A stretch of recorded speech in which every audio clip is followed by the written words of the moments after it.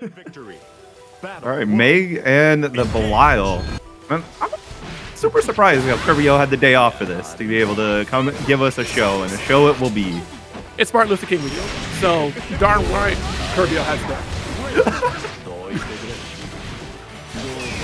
Jumping with the heavy, nice BC out. Meg is a character I've been playing a lot lately. I'm not quite sold. I don't know about you, Kopi, but I'm not sold on where she stands. I think she's sitting on a pretty strong, like, high mid region right now, but we'll see where things play out. I know Gamera was running her at Lagless Cup.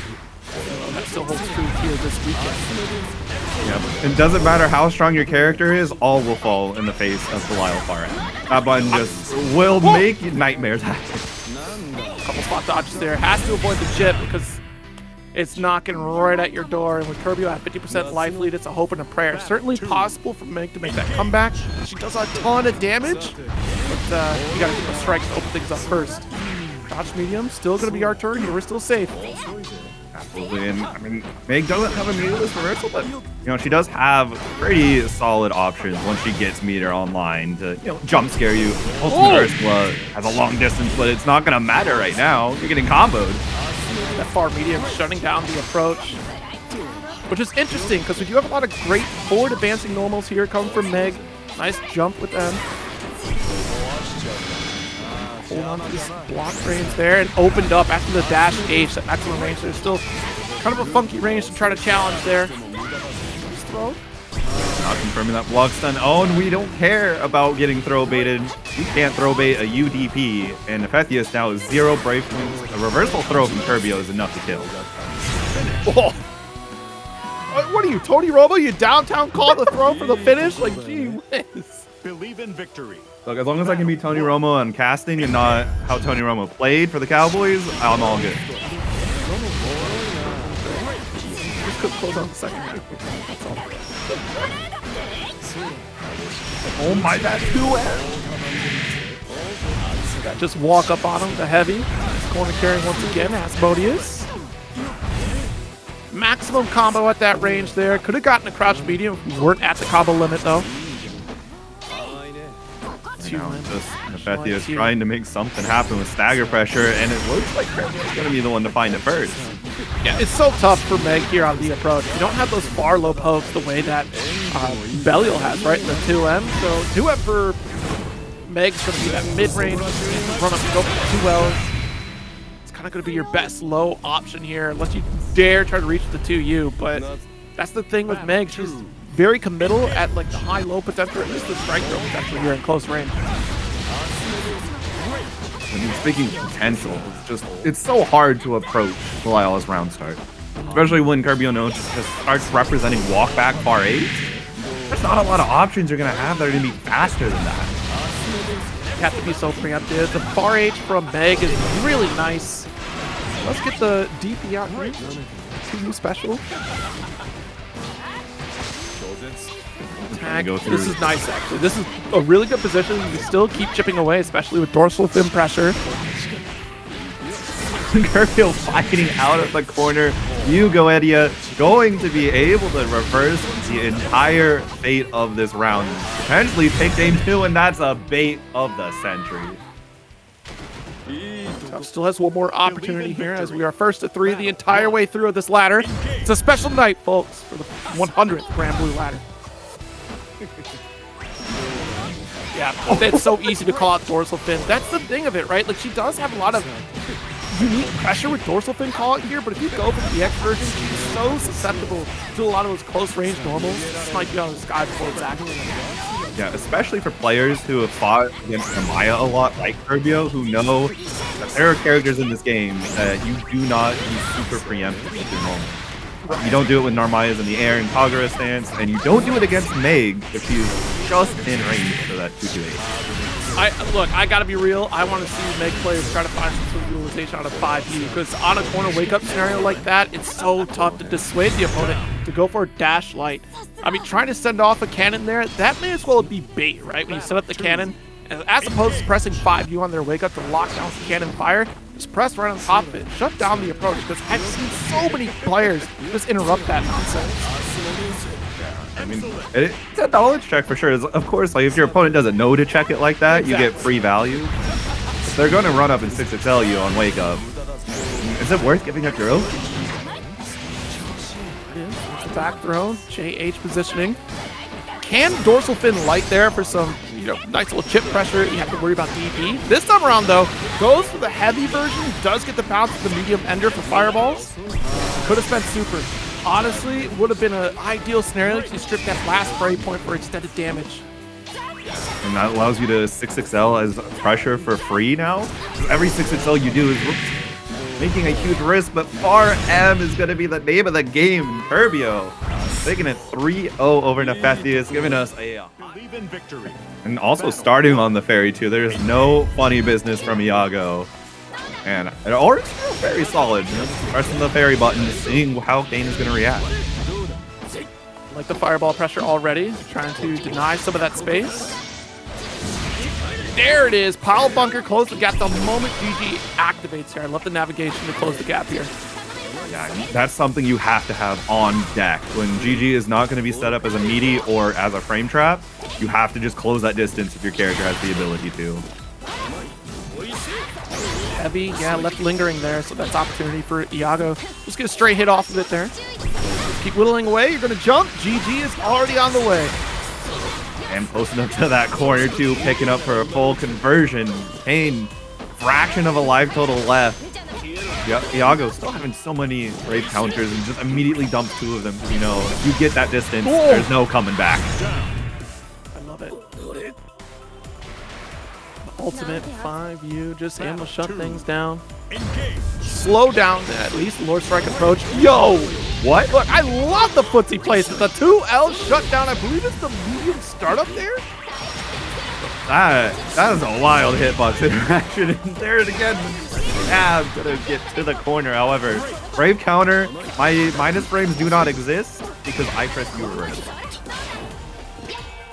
Backing away here. Nice dash light. Push the back special, not gonna connect here. We do get the medium again.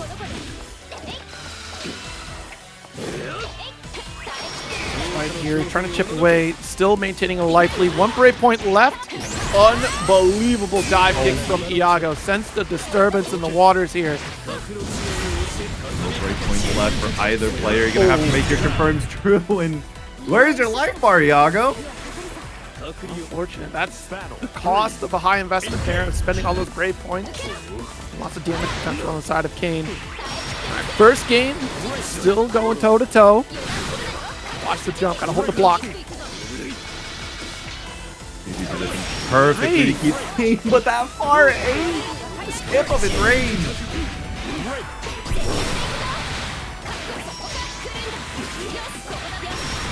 Attack in that corner again. GG setup. You gotta be careful that Lord Strike. GG's already out there, so we're gonna try to protect as much as we can. And Iago should be able to close. No, reset there. We're on a cycle. Yeah, there we go. Good finish.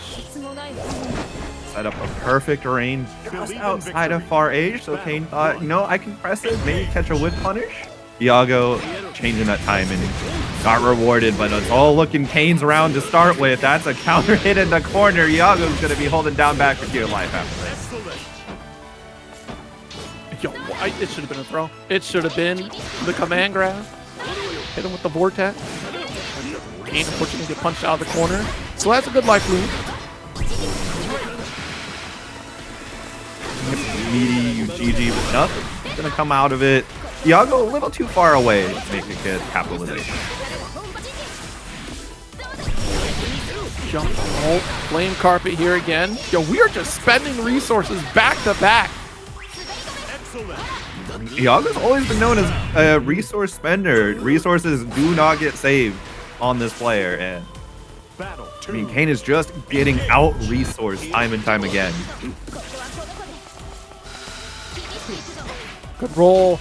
Sometimes the patience really pays off. The matchup like this, you slowly close the gap. Look for the 5S interaction. What a DP.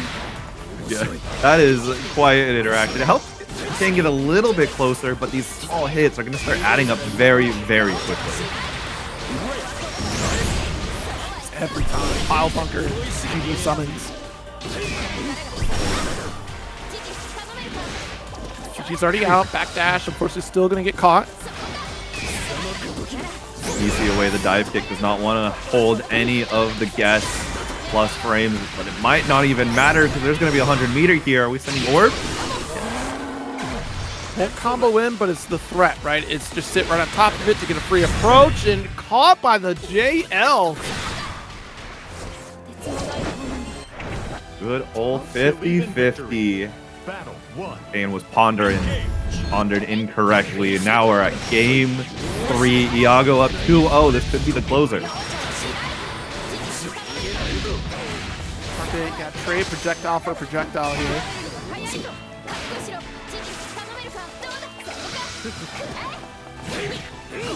Big cleave, dash H, nothing doing. Well, nice sequence here. Spend the super, please. Thank you. Finally seeing the super connect. That's to be striker throw, Iago. There's a command grab too in the block. Fraction of a life to the left. You can't even afford to take chip damage from Kain. 50 meter could spell death if you allow your opponent to get to it. Not like this. A substantial lead doesn't go squandered here. The last few frames of the far H colliding with Iago here. Most other characters, that would have been a beautiful spacing trap. You gotta remember, Percival has long reaching buttons, a lot longer than you think they are. Straight out here. It's been really odd interactions that we have with Kain here the moment GG is out. It's once GG is out while Kain is standing, we have great answers generally, but if GG is already mid-arc, Kain seems to get a little bit flustered with what decision to take to try to close that gap. Dash blade chase down after the pile bunker comes through. All the way into the 9 stock. There's not 50 meters, so Iago doesn't have to fear for death just yet. But now, Kain only needs one good hit if it's going to even be a possibility. Lack of another brave counter. Brave point sent it, and GG 50-50. Battle 3. Engage. Spacing. Nice. Lord Strike low. Oh, that's a 5U! Finally, right? Like, I've been waiting for it. We see these walk-ups coming from Kain. It's the first time we see it strike here, but is it too little too late? That third game showcasing a whole new move. That's going to be the big question. Command grabs can be very, very powerful, but like you said, is it too little too late?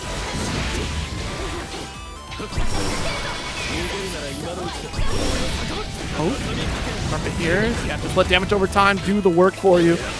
Oh no!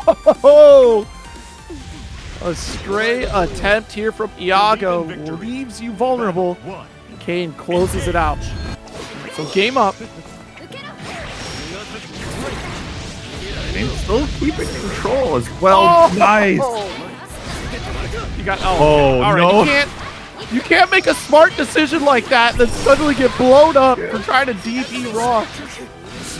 Bro had the whole crowd on just rooting and hollering, and then immediately just the Wii Sports, you miss your throw in bowling. It happens to be accelerated too fast. You know that all too well. Monaka's dangerous.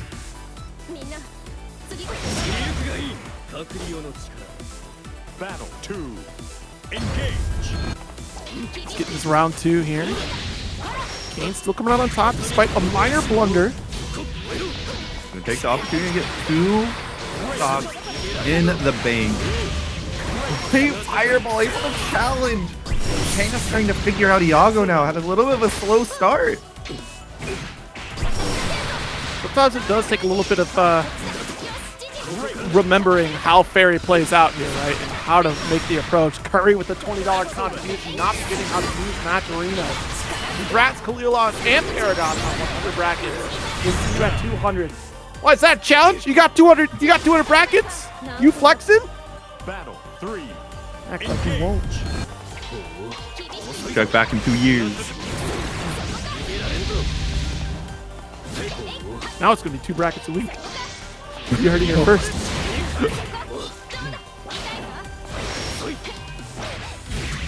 What is...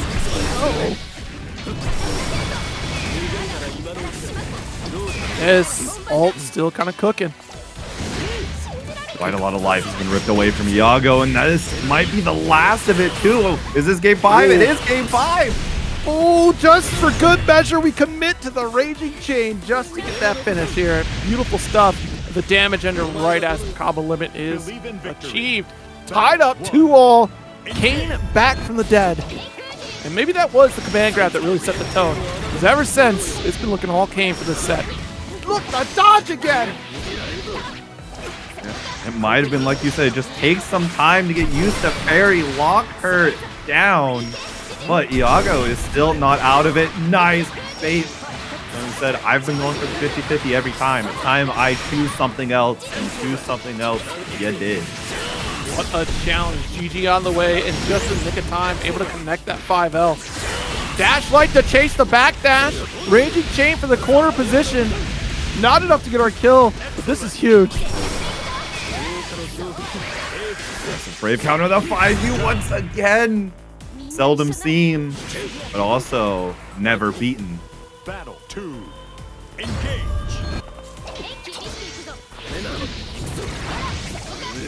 I don't know, Baka, you said that Kain makes Percy look good? What if I told you Percy's been good? Yeah. Would you believe me? What if we told you you'd never been bad? Always has been. Actually, that's not true. He had his lows. That's for sure. Yeah, his lows, but definitely not that. Oh my gosh. Okay. Guard crush here. What's the daily double? So we got orb here, so we get back to neutral no matter what. Oh my god. Yo! Actually, the best luck ever for Kain right there. You're trying to push Kain into the orb to extend that combo. Iago just could not get it. Just shy from being able to convert to even bigger damage. And Kain, I gotta double check the first one. Yeah, the first one event. Yep. Thank you. Ryazo, speaking of, up against Vallhala. Little 6th time though. Ryazo not bothering to start with Catalina or Nippa. Yeah, liar. See, I said it the other day. I was like, Ryazo committed to Anila, but then suddenly changed. What happened? Ryazo commits to Anila for like 30 seconds. Every year. Every year, this is the time. Only a Who has the better commitment rate? Yoshimizu not playing Granblue anymore, or Ryazo and playing Anila? You know what? Probably not, because the Anila arc is pretty extended. So, Yoza might quit for like the night. Uninstall the game. See you tomorrow morning, bros. I gotta save space on my hard drive. Watch it. Jamie just shuts down. Nice side swap. You went for the down special here, and that's not a good look. Get a free side swap. Ryazo. Nice. It's really good at baiting out Brave counters with the Gate of Demons. You just gotta hold this now. Your life is in actual danger.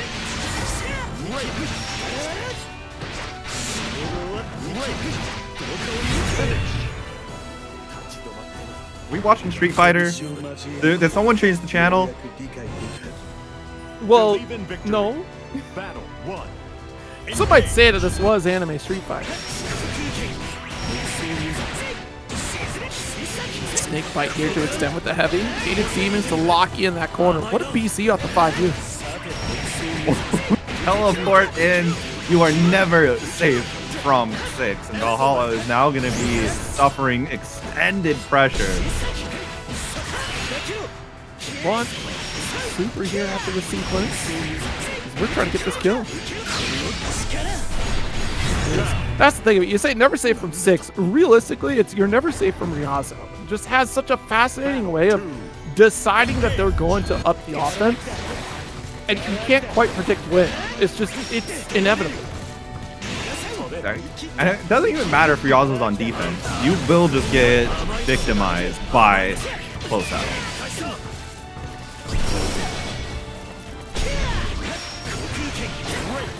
Wow, yeah, didn't expect the counter hit heavy, wanted to get the dive. And usually JU air from Sandalphon is incredibly hard to anti-air unless it's sent early. However, it's not going to matter as Ryazo is just blazing through the set. It's now at 2-0. It's only been what's felt like a minute max. Battle 1. Now, I don't want anyone to be dissuaded from playing Private Sassy Pants, aka Sandalphon. Excellent character. Because this character is just such a straightforward Shoto, but like has a lot of great tools and lots of range, at least on the 5H. But this is the problem when you go up against 6, right? It's just you're going to get bullied a lot. Nice back special install. Bro, we do get plus frames if we go for the back special and send it with the 5U. Got the throw judgment cut's going to keep your pressure online pretty safely. Although, Okay! My oh no immediately changed to okay, we got this. let Vallhala cook a little bit. Never mind, you with throw. Too far. That Let it fan was burn. too hot. You shouldn't have tried to leave the burner on. That was too hot.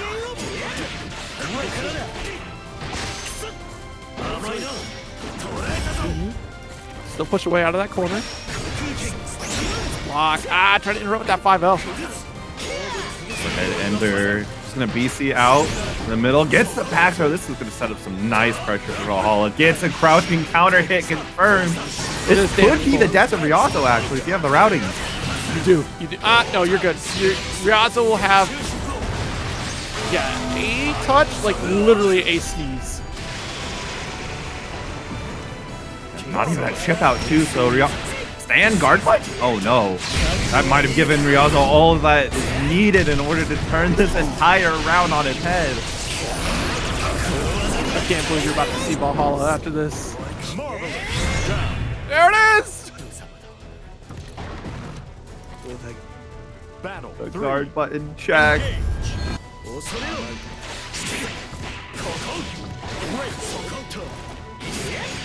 Oh, try to get the JU. It's an awkward cross-up position here. Other characters might kind of struggle, but Ryazo with 6, that 2H is just immaculate. It's gonna be a terrible position. Vallhala on the cusp of taking a game is now gonna find the entire set slipping away as Ryazo takes a 3-0. Tragedy befallen Private Sassy Legs. Unfortunately unable to finish. I was talking about this the other day, and I don't see enough Lancelots, but seeing CD Lime, man, what a breath of fresh air. I haven't seen CD Lime in ages. What is going on? Everyone's pulling back up. It's good to see CD Lime again. I remember getting sets against CD Lime a long time ago. Of course, we got Kasy, who's playing character after your own heart, or at least used to be after your own heart. She's still in the arsenal. I gotta play new characters as they come out to really understand what's going on. Jesus.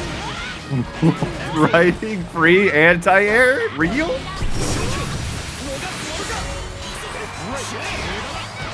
SJ8 block out though.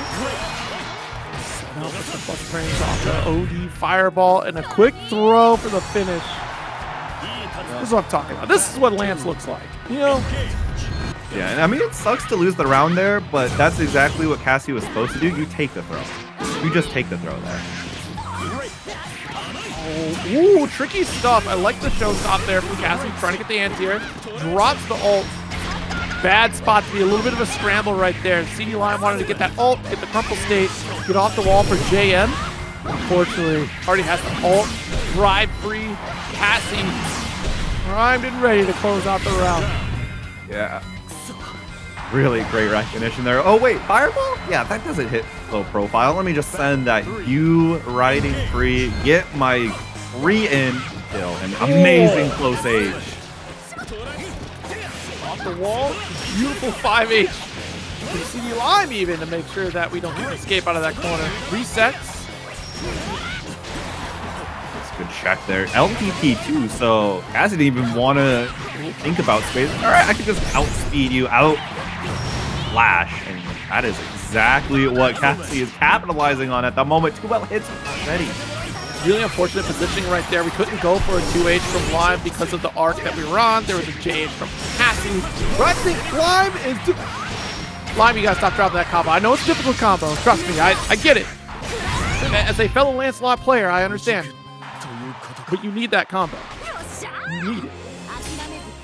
Especially when Kasy's over here just doing the basic. I'm going to believe in what works for Beatrix 100% of the time. And Beatrix the kind of character who will outdamage you. Oh my, we're getting the 5U.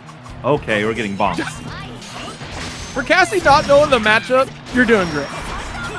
Why are we typing in Twitch chat mid-set? Stop it. It wasn't mid-set. It was between the game.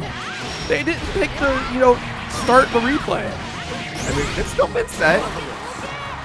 Just for plus frames there. Does get the alt DP out. Easy line with the roll into throw.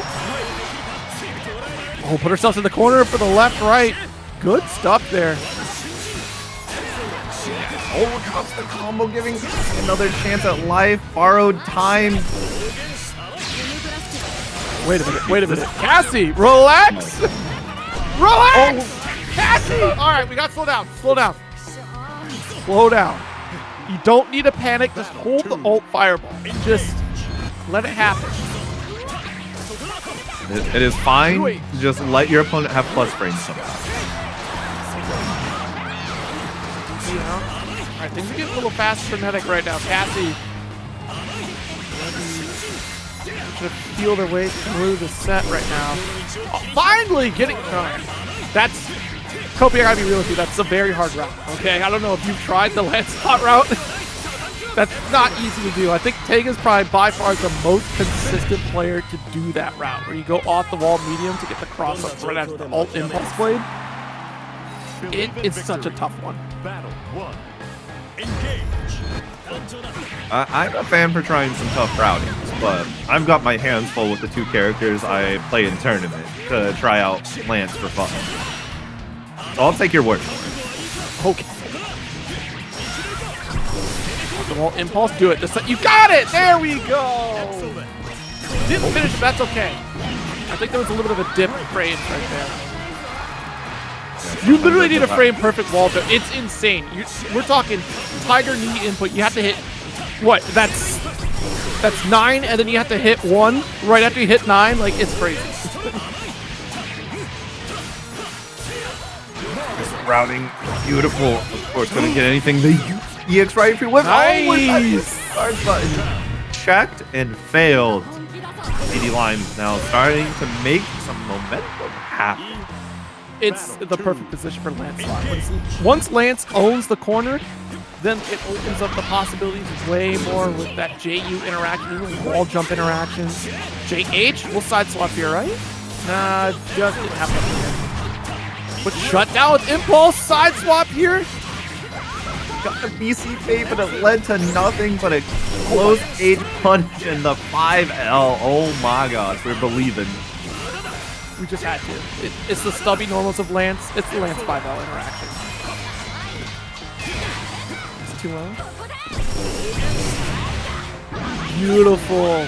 Alt ride free. Go for the extra damage for the light DP. Mistimed the... Oh no. There was supposed to be a 2H right there. Kasy just a little bit too late on that one. Another way to navigate some of these turbulence. Kasy, mute the stream real quick. Another way to get around these turbulence. Jump buttons, jump throw. It's a great way to just kind of check Lance. If you're seeing a lot of teleports here, you can't quite figure out the timing for a DP input. JL is great, or even J Pro. Crossover. EC traded around the 2L. Trying to stand up. Ooh! I can't believe Seox still playing Lancelot. That's crazy. I'd love to see it. Oh no, couldn't get the close age conversion, and that's going to allow CD Lime to take us now. Set point. Battle 2. Engage. Let's go for teleport here. JH, and this is the thing, right? We're going for big swings. I feel like Kasy's just trying to catch the initial warp off of the 5Us, which is kind of a fool's errand in some cases, because we're always going for these teleports here anyways. Nice TM off the wall, reset. Edge. Oh no. Oh no, Kasy. Yeah, Kasy's unfortunately caught cross-eyed in this set right now. That's a game here. CD live. Let us remind you. Xninebreaker. Less can not be said. I'm having PTSD. I fought a Narmaya in this color, but it was Narmaya EX. And I didn't realize how long Narmaya EX combos went for. 50% of your health. Yeah, she has some long combos. She does a lot of damage. It's just Narmaya EX. Yuel, already doing 50% life lead here. Mitosis in the box stance. There's one thing Mitosis. Yeah, one thing Mitosis knows is how to fight Narmaya. Is having both Kirbio and I in the same region. Well, at least Kirbio wins. There was still Narmaya menu. Oh, what a TU. That was a smart play here. Keep things grounded. Extend the damage output a little bit further. Fortunately, Combo Limit did not agree with Xninebreaker to go into the full Lupinus route, but gets the flip as a BC bait, and that wasn't even TK. That was a soul read. Battle 2. Engage. Nice. Let's get some. What a roll. But quick reaction from Xninebreaker to get a throw, and another one back to the corner. The weird thing. Mitosis gets it first. And you're more safe to do Hanarashi when you're in Kagura stance, or against Kagura stance, as Yuel, since she cannot just threaten far H or Zetsno. She usually can for the punishments, but here we go. This is massive. Xninebreaker opting to spend the 75 meter, gets the setup.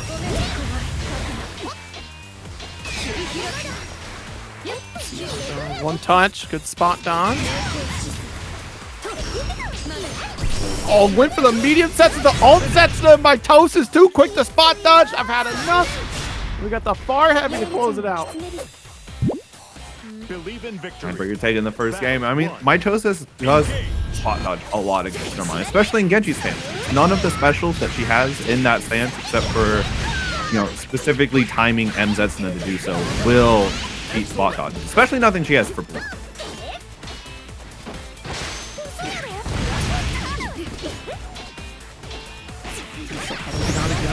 Yuel here, trying to find that opening go for CP, but it's still like such a risk, especially against Yuel. She has so many ways to kind of bait those out anyway. Super. And enough to get the kill. A perfect round for Yuel. Mitosis able to keep it going, showing that, you know, that first game did get taken by Xninebreaker, but it's going to be a tough fight. Rocky tries to punish too early in the M. Mugen Kagura gets punished. Nearly back. I know I said DP, but we got to be careful on when we actually DP here. Mitosis, massive lead. Going into this game, round 2. Should be enough to finish. Oh, absolutely. Yuel has a lot of damage left to give. Just as quickly as Xninebreaker took game 1, Mitosis evens it out. We're probably going to be in for a slobber knocker of a set. Believe in victory. Battle 1. Engage.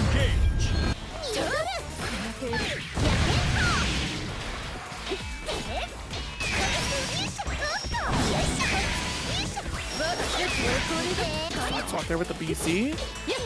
Great delay there. I mean, against Narmaya, especially in neutral, if he's doing EX flip, you want to delay your BCs by 1 frame, so that way you don't get caught by Schrodinger's cross up.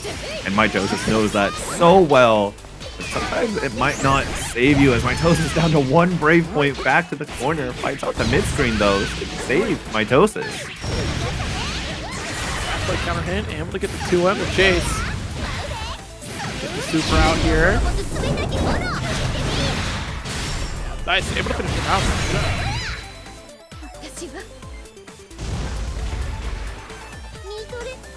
Battle 2. Being able to weather the storm here from pressure comes from Xninebreaker. Mitosis able to steal that round. Both players jumping round start. They know what to do. Xninebreaker now has Mitosis locked down and go for a more traditional setup. Oh, we're not doing the Xninebreaker setup? You gotta do your own stuff.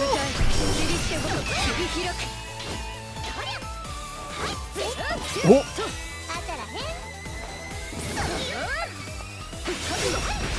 Oh, trying to get that early spot dodge. We bait with the transient. Block off the back special here and still able to get the low 9-breaker with a round. Yeah, Mitosis expecting a normal to come out from 9-breaker, but it was not a far H nor a far M. It was 2U. Got caught standing. Takes the EX flip. Doesn't want to try and deal with any M flip shenanigans.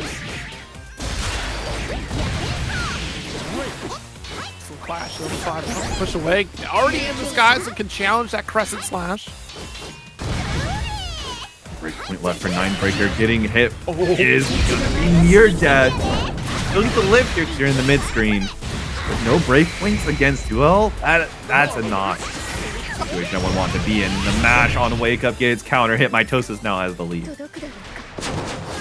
Single light. Believe in victory. Able to get the counter confirmed. Engage. Like right after the JU. That's got to be the most infuriating thing when you fight against Yuel. It's just the far medium to come through. You think it's your safe opportunity to press a button, and that's the safe moment. It's the Call of Duty corner look of Granblue, basically. Yeah, especially because the options that you'll want to use to beat far M will just lose if you press this far H instead. You have this 50-50 you have to do with your own mindset of what button do I want to try and challenge next. By the time I'm going to press, it's too late. The Call of Duty look of Granblue. Battle 2. I don't know if you're familiar with it, but it's a nightmare. Many a day coming home from school to play Call of Duty as a child. Font. DP ender. Nice low block, actually. Tough 50-50 to challenge there. One overhead.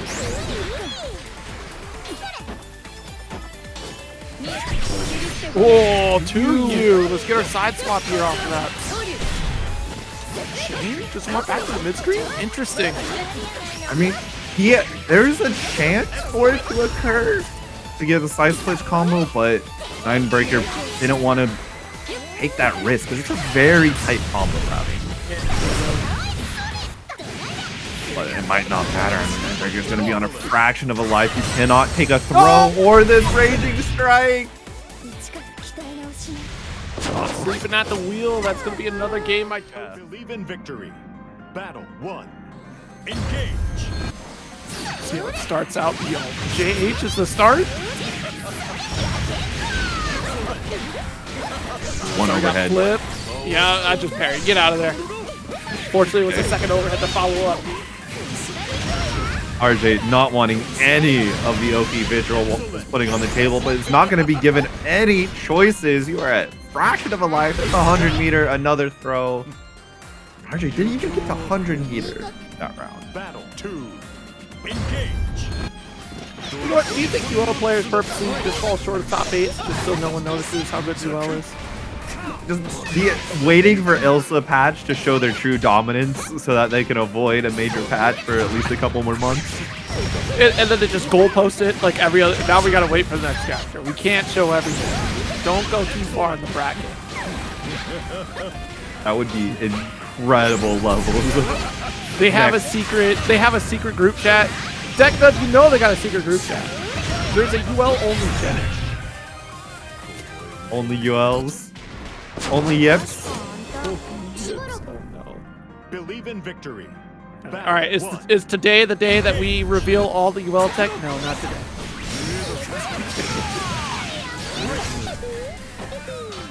Dash light here. Got the throw. See if Chef can try to make a different approach on this one. You'd lock it in. Does not want to give up quarter. Not a play. He's dash H to extend a little bit further.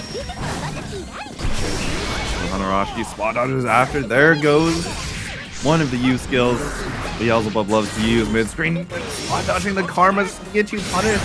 That version specifically, the dive kick. Oh, no! Alright, turn it off, turn it off, turn it off. We know what you are. Commentators right now. It's over. Oh! Love the players. Do you Anthem, see? take it away. Fukuhara, please. You mean to tell me that they don't have a secret chat where they're hiding everything?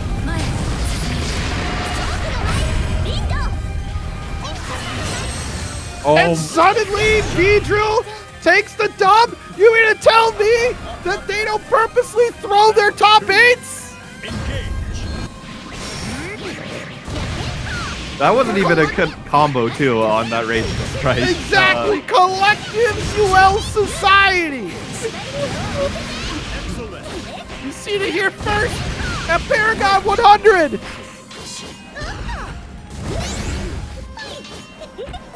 Alright, I'll stand stuff. Good block here. Stuck out the corner though with the light. Yeah, tough break though. Probably expecting the back special on wake up there. Oh, nice. It was throw punishable. Okay. This is why we don't run up Anthem. This is why Fukuhara needs to take it away from Beelzebub. That was Just nip the problem in the bud. Victory. Battle 1. Engage.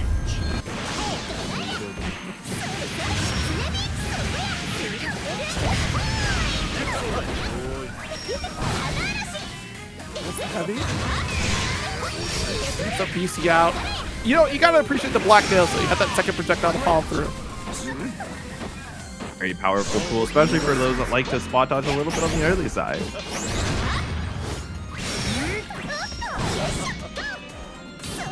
Special link, J-H on the approach. Still able to make a threat with 5L.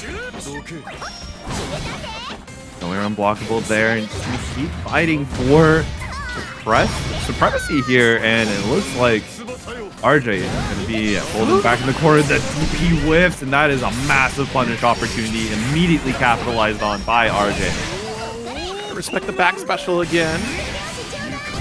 PC away. Oh, but the last DP opportunity with no break points on the line. You're dying. You don't even need the animation. It doesn't matter that you're at 20% life to start with. You know what, Maddie? There's truth to what you say. What's the one character that has the bow and arrow that is on the same squad as Yuel? Or not Yuel, Anila in Granblue? I forget. Don't ask me. Oh no. Oh no! Not the 2-ho! Okay, just get DP.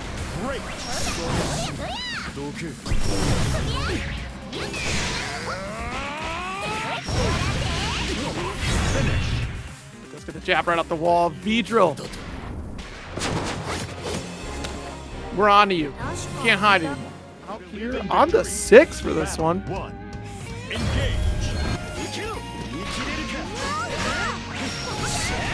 Fine, Prada gonna get called out with the empty hand.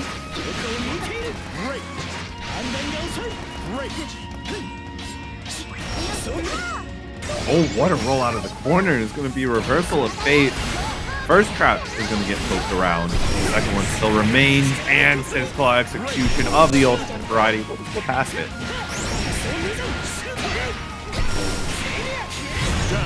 Oh, jeez. That fine age way to finish it out here. Tam taking that first round, quick draw. Oh, clear as day a 2H. Prada had to get out of dodge for that one.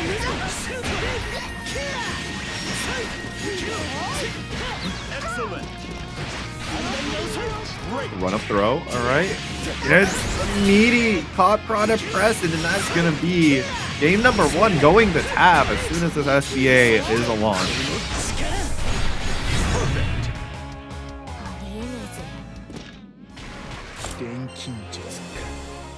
His first game for Tab to draw. This first of 3 to open here. We'll see if Prada makes this character swap. Could After go game 1 Matera. is the time to do it. Yeah. Is this the Matera time? Is it Matera time? Would you want to go Matera?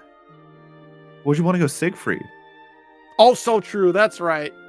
Yeah, she got a Siegfried now, too.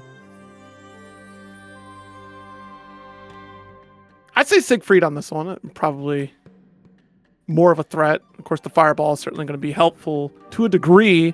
But again, same problems apply here, especially when it comes to alt empty hand. Beatrix. Okay. I haven't seen Prada play Bea in quite a while.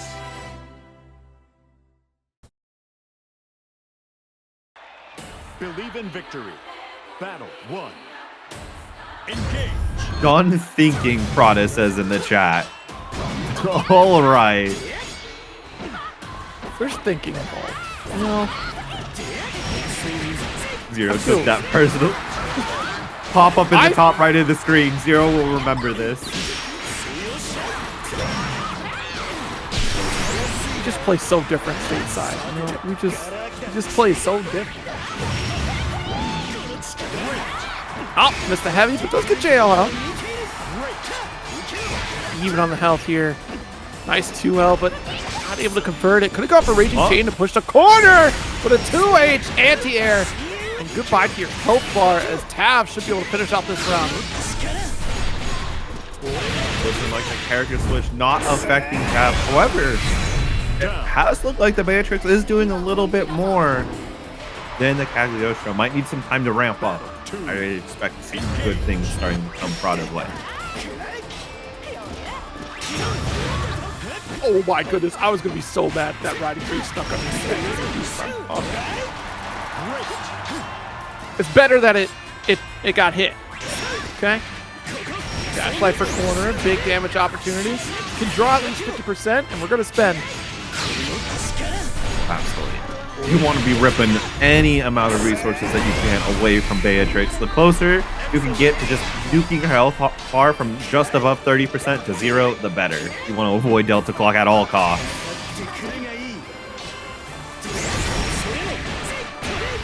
Go. That's enough resources to go for a Raging Chain even. So, guaranteed victory there. That's a second game for Tav, a quick one at that. 6 still got it. What do we want? Oh, a third? We're going Usagi. What character I want? I want Nicholas in Granblue Fantasy versus Rising is what I want. You know, one day when Nicholas arrives, you all look at me and say, Zero was right. Just like how I willed into existence the Dash Light Attack t-shirt and let you all buy that t-shirt, you know, because I badgered side games enough about it. What? We'll one day get Nicholas in here because I said it enough. I wish I had the power to influence. Okay, Prada's listening to chat. I don't think this is the right option, but if we can be brain controlled with playing Galleon, that is what's going to happen. As much as I love this character. Oh no. Oh yes! Yeah, Galleon, interesting character. I think 5U will probably not see a ton of usage because of how airborne 6 can be. We do have great buttons in that 5H. Oh no, we don't press dive kick ever! I'm just crouching down back is like, yeah, that's all you have to do against this move. Don't need to think about it. I think about it. It's best if you forget that move exists. Your life will immediately improve as a Galleon player. I disagree. Anyway. 5-8 corner, push here. Does get a little bit of chip off that bomb situation here, but not opening up. That's the thing, right? If you're not threatening command grab here, Tav can just hold down back and be A-okay. I mean, far H, 5U is a true string anyway, and if you do far M, then there's no point in not trying to go for a spot dodge or a jump. Gosh, all that damage. I'll have to end the route early, actually, or to take M meteor set. It's going to be, can you make use of it?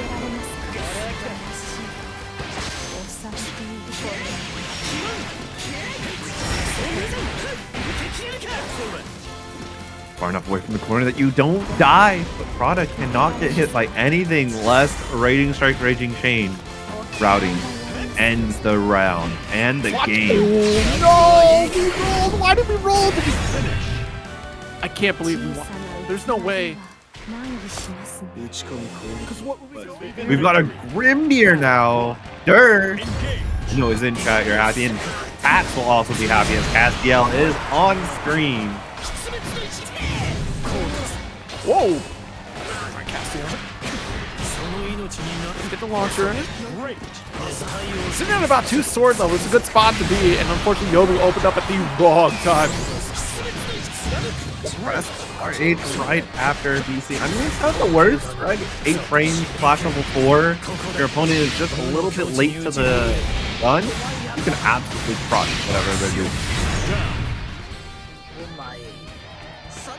You're gonna donate $20 if this Grimnir loses? Thanks, Taman.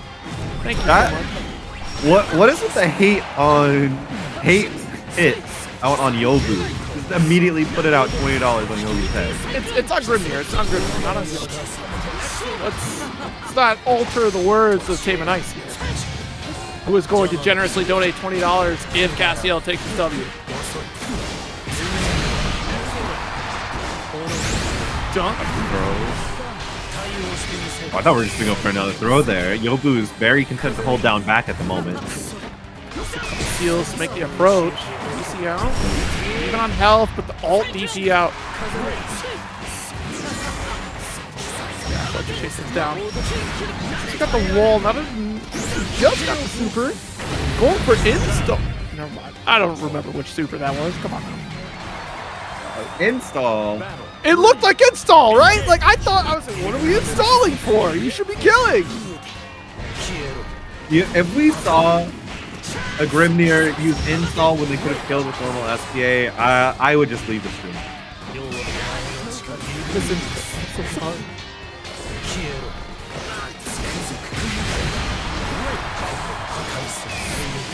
Here with the PC though. Holding on to that heavy for as long as we could.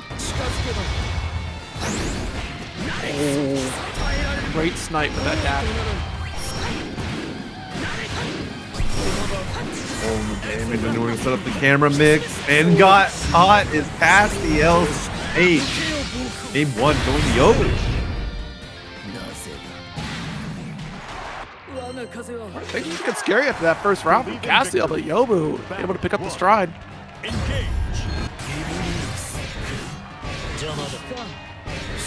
Looking for plus frames here, but what we're doing really is just building up sword level and trying to deny an approach from Yobu, deny seal setup. He still finds a way. Corner carry with the EX seal setup. The dash out with the 2L, giving Castiel free reign out on this Grimnir. Out of the throw steal is more important.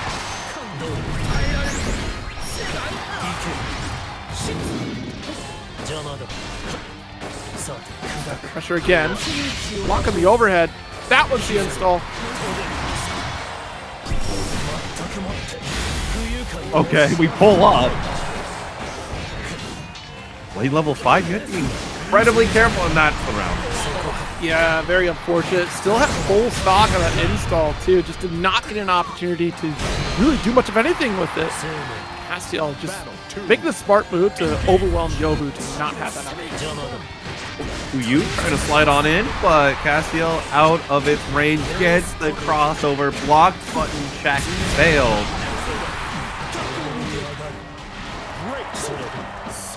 Deep in the jam. Ult set up. Good late tech though. The damage will keep the turn. Castiel with the medium. A lot of damage. We had the guts to press on Wake Up there.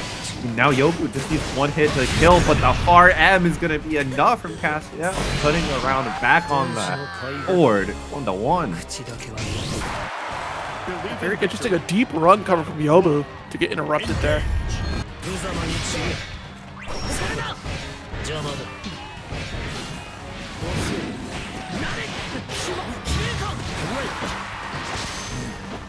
Attack, and now you're going to be locked in the corner here as Castiel but finds the opportunity as Yobu gives up all of his space. Yeah, a couple high seals. We just hold the block button here. Not going to get mixed with the left-right. Bides our time. Still sitting at pretty close to level 4 on swords right now.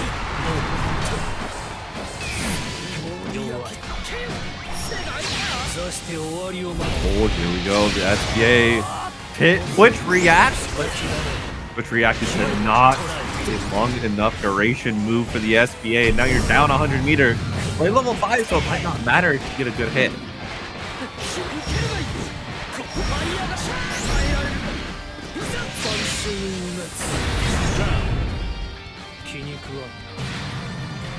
Down here, a little bit of a lead for Yobu right now. What a dash like to start things off. The 5L back to the corner, and what a call out on the teleport, able to convert for a bit more damage. Nice challenge. Castiel being a little bit too greedy as the OP. Now back to the mid screen, and Yobu getting caught. This challenge has been so effective. Is no longer going to cut it.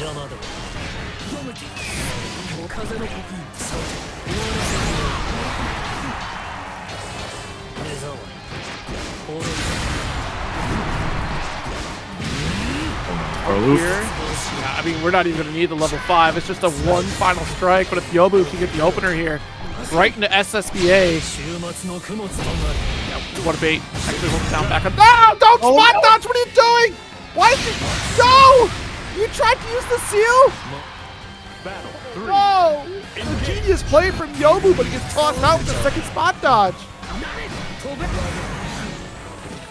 You should pass it in the night now as Castiel's trying to worm around Yobu's options to far edge so to stop at the jump, getting caught. Yobu having to deal with a very awkward confirm there. Didn't want to use Raging Strike in order to stabilize the routing.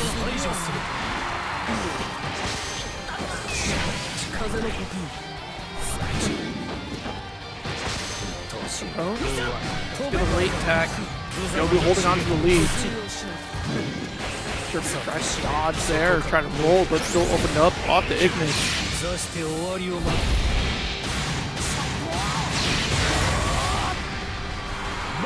Game full force. Get the meaty on the way down. Castiel taking the lead. Believe in victory. Missed it. Was that a counter hit or did we just not block there? Probably pre-jump range? It was indeed a counter hit. Okay, alright, so we tried a late input there.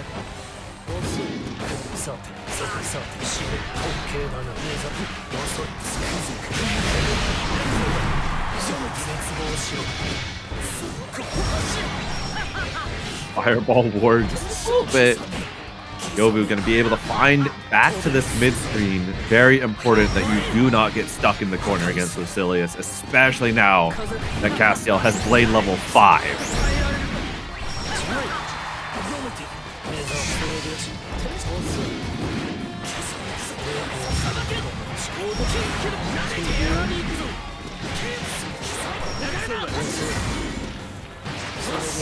Air dash mix, but gets the throw out of the corner. One last chance. Now Yobu could potentially die here. So close to the corner 1 breakpoint. This is absolutely next touch. And the U Tornado is enough for Yobu to take the round. Battle 2.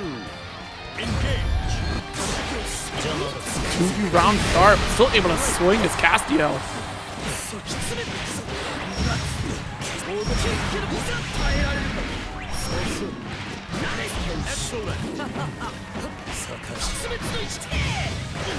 So, just outside the range, I think we tried to still press our turn. Yobu able to go for the alt DP, make use out of these seals potentially. Here it comes. It's a mix off him, does get the low. Crossover.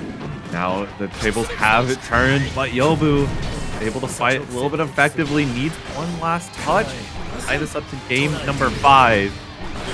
Great spot dodge on the Abyss, but it's not going to matter all that much. He has to deal with the final hit situation. Oh no. keep chipping away here. One final. We literally just need any touch. Castiel has won the chip. This is way too tough of a situation to try and force yourself into. Castiel takes the round. Yeah, that was literally a checkmate. Once we got full screen right there, it's Axion. You might be able to spot dodge that first beam, but it's the final beam that you're just going to get sniped on.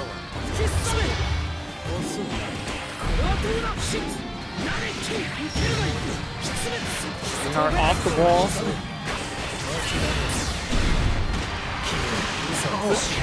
For Castiel have been absolutely insane.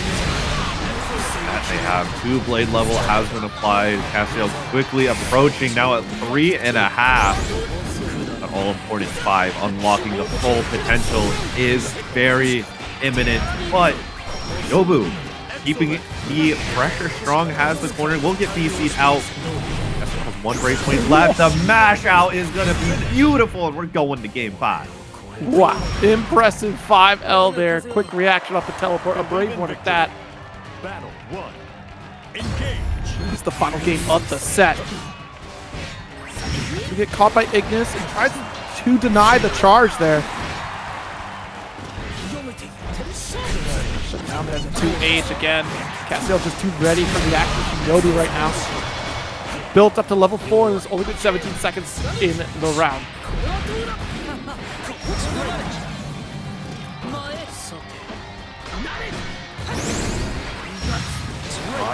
Dash on in. Yobu has the corner. The used seals will not find Castiel being locked down. Instead, the corner gets reversed. Blade level 5 achieved.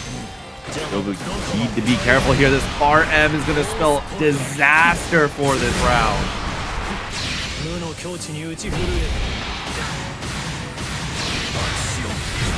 Oh my goodness. The Axion finish. One more round.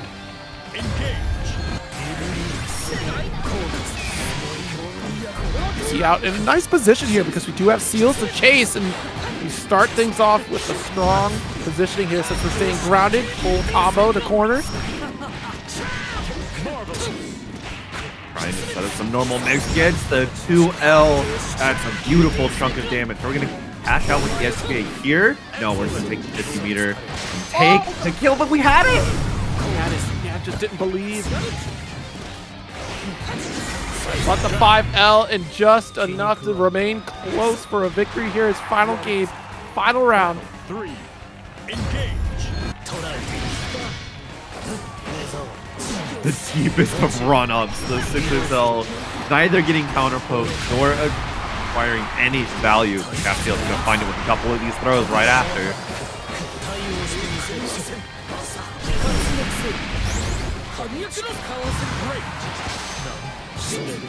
Check.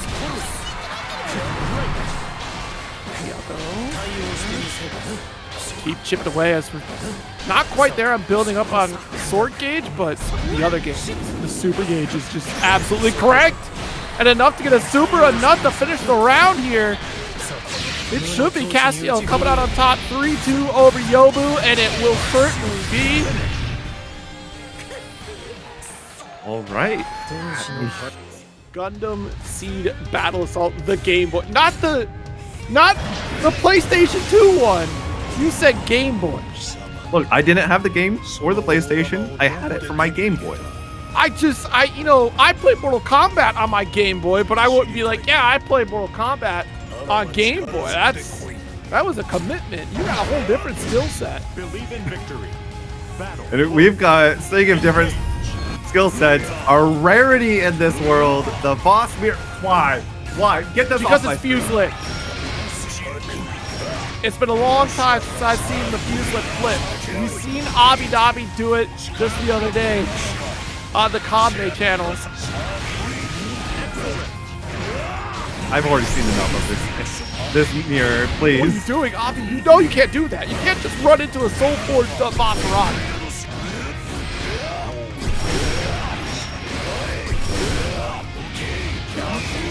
Savage Rampage there.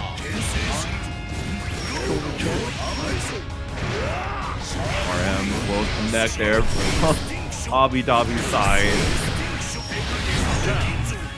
Goodness, people are getting thrown around like crazy. It's weird seeing Fuselit on purple skin. I associate that with Iago's Vaseraga. Pretty good skin. You're not wrong. Oh my gosh, the spot jump? Whoa, the jump with the 5L. You know what? BSG goes off to another country to compete in Granblue, and then suddenly all the Vaseragas show up. Interesting. Very unique behavior. Big single hits coming out from both players. Too far away for the Farim conversion, so Abi can't clean the round just yet. Ooh. Yeah, enough to get the shoulder and finish. Abi with a round up. Battle 3. Engage. Goes for low. Yo, we should try to jump on the Battalions of Fear? Oh no. That's going to give some free pressure there for Abi. Catches the 5U. I'm very surprised of the install right at that range, dude. Hey, does drop the $20 contribution from that. Thank you so very much. Why are we trying to 667 Fuselit? That is the boss 667er of all time. Hey, but it drops the hate watch successful comment. So what? That's real. Chat, we are about $47 away from our next tier of payout. $400 gets a top 6 payout, so please, a single dollar goes such a long way for each person viewing right now. That is enough to get over that threshold. I know our competitors would greatly appreciate this little chunk of change as we head into the Frosty Fostings weekend.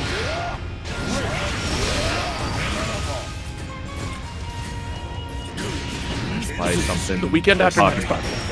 Not to make you think it's this weekend. Sweep? Okay. Fuselit is trying to keep Abi at bay, but it's not going to work for very long. Alright, we're throwing each other.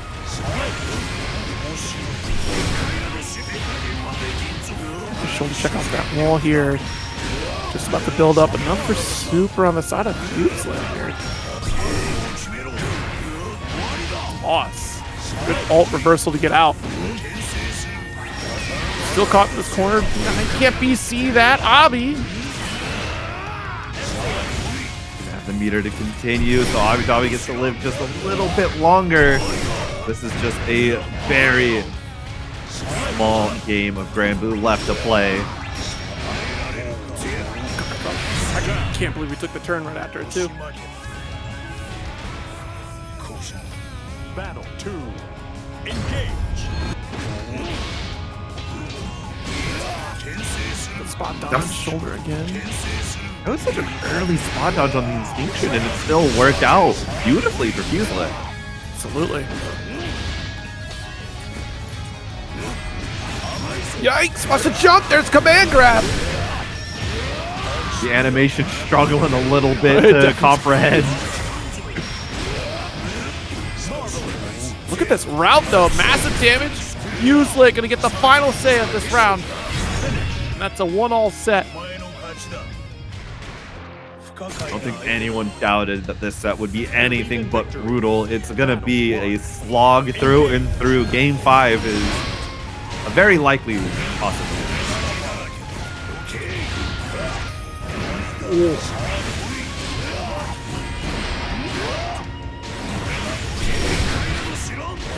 Yeah, it caught the last strike off that ult Instinction.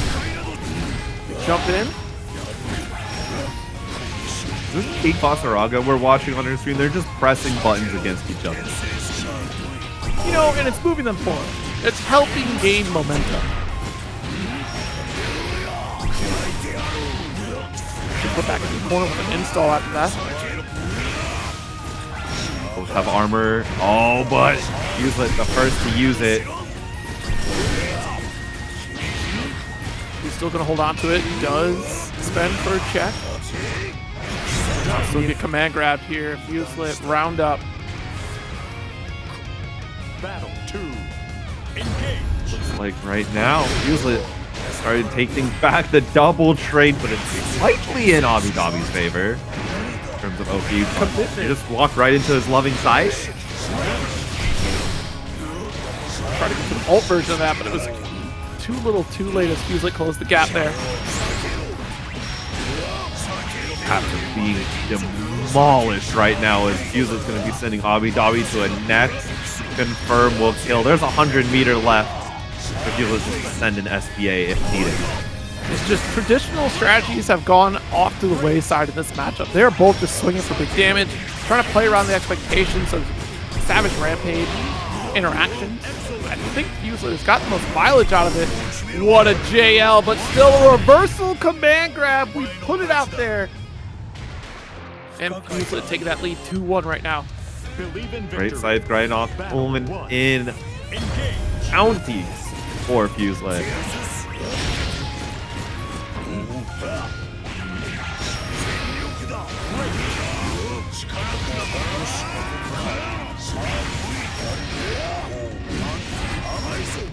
RM gonna be counter hitting itself.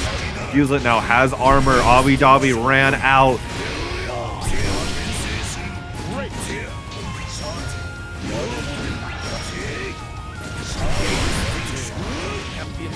Here, catching the end. What that Soul Forge startup was. We're just holding, stomping on in. No purchase given, as now Abidabi gets a full confirm in the corner. Fuselit, you are just one great scythe grind off away from death.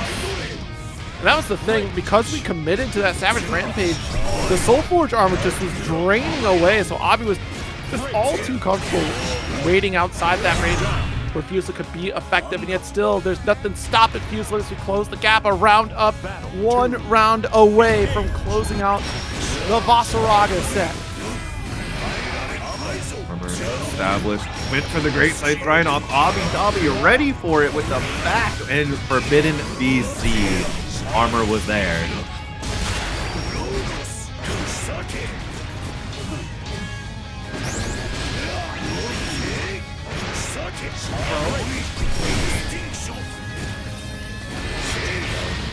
So we'll check to close the gap again.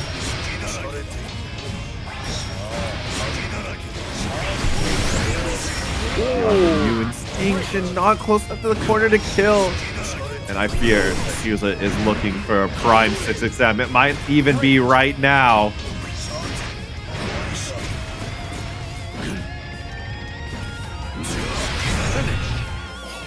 Quick swipe at the ankles. Fuselit takes it from Vayne on the screen. I haven't seen Sompersone since Boston Blue Beach episode. It's a long time ago. It's crazy that happened last year. Man. Summer. Oh, my goodness. What happened to the time? It's just flown by, apparently. Believe in victory. Battle 1. Engage. Got a Jita on the screen for Taven. So we'll see how they can navigate against Vayne. Kind of a tricky matchup depending upon how Sompersone's going to play this one. Now that you have your back against the wall, 5U, get out of there. Got the low, and now back throw into the corner is starting to get incredibly terrifying for Table. The time that you have before shield starts oppressing you is very low. Let's go find us.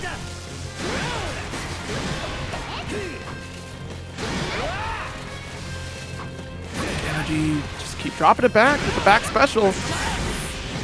It makes it so awkward to try to play against Vayne. You have to close the gap. You can't rely on projectiles here.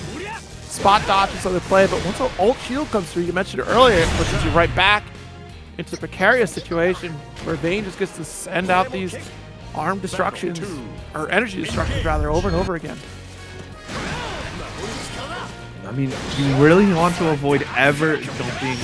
Vayne is one of the highest damaging characters that you let a 2H come by, with or without meter, with or without counter. It don't matter. Yeah. Great anti-air game, and it includes a corner carry off of it. Like special into dash H. Doesn't bother to set the shield. And that's the important thing for Vayne players. They don't want to become too reliant on shield. It sometimes feels great to just get knocked down, shield right away. But if you press the issue as well, you're still going to get plenty of reward. Quick dash light. Wild beat coming through. Just runs right in front of the U shield. Knows that table is incredibly respectful, not wanting to interact whatsoever. It's crazy. We thought we were safe, and unfortunately, dodged right back into that shield. Believe in victory. Battle 1. Engage. The patience at round start from Somperso, knowing that the fear that table has is enough. Yeah. Look at this saving shield. Potential for ult shield. I feel like Somperso has kind of just given up on regulars. Just going for ult over and over again. Because it does appear, as you say, that table does not quite know how to navigate the Vayne matchup. Beautiful 2H. On a fundamental level, it certainly has an understanding of how to approach the Vayne matchup. Anti-air, combo routing for corner.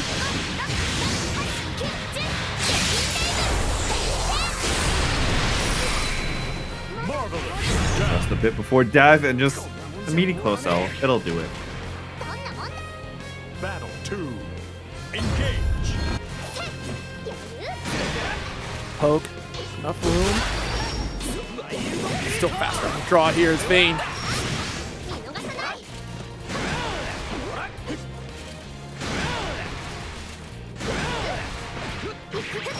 Beautiful approach.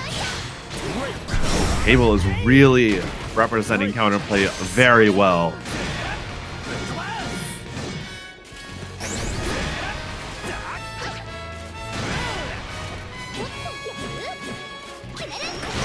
Two ends not finding any purchase. The trade with the Reagan Lave. And we're back neutral with shield online, so Somperso has a bit of advantage until the far M ultimate Rekka comes into play. Oh, you tried to go for the 2H, but it was the medium energy destruction from the heavens above.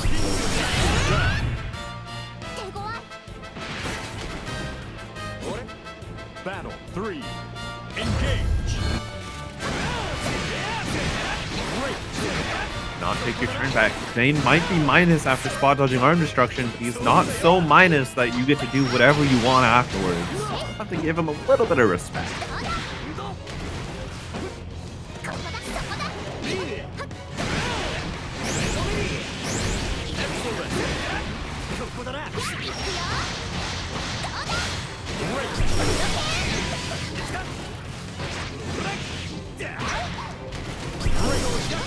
Corner sends for the ult shield just to whittle away at a little bit more health and deny a forward approach, but the trade actually kind of saves table for just a moment. I would like table start sending some DPs on these closer arm destructions. It sounds like it's a weird option, but I promise that DPs interact very funnily with that move, especially if you have a parry too. Parries work from even further out than a lot of DPs.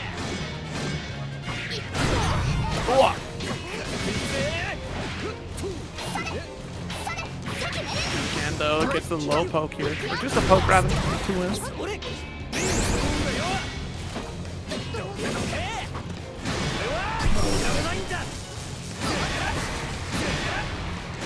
Energy destructions again, but yeah, at the moment you dodge, it's opportunity for a dashing approach. We've seen it from Somperso before. And it's such a simple game plan, but it's got to be so nerve-wracking. The mental endurance required to go up against Vayne.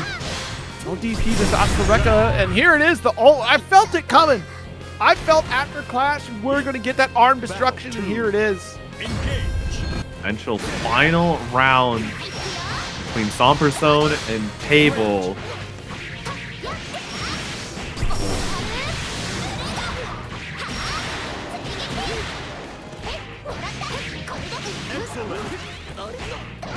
Oh, no, trying to go for throw.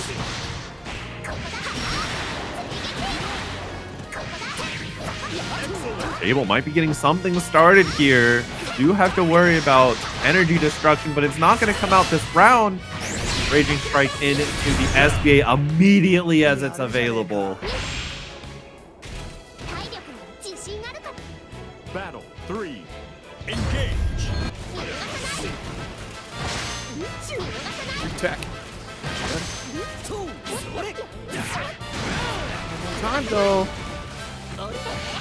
Oof. I got that far heavy.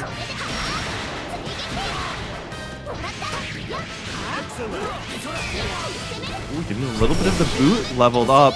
Shotgun on the ultimate Reagan Lave. Stomperson to take the chip damage, a little bit of plus frames. Full confirm potential. No Raging Strike to stabilize. Stomperson another chance, but the Reagan Lave of the ultimate variety cleans up the round, and now Table on the board. The set's going the distance. Scary that to start, right? What are we arm destructing for? Did you expect a dash? I know Table's been doing dash lights or ebbs before, but gee whiz.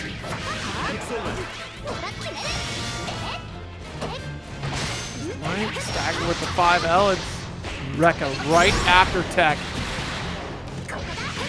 Once Table's been able to get into this corner position, it has been just unstoppable almost. Great call out on another ultimate Reagan Lave for Stomperson.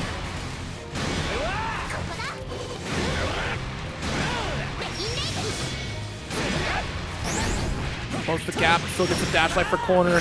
Big damage opportunity here from Stomperson. The super is on the way.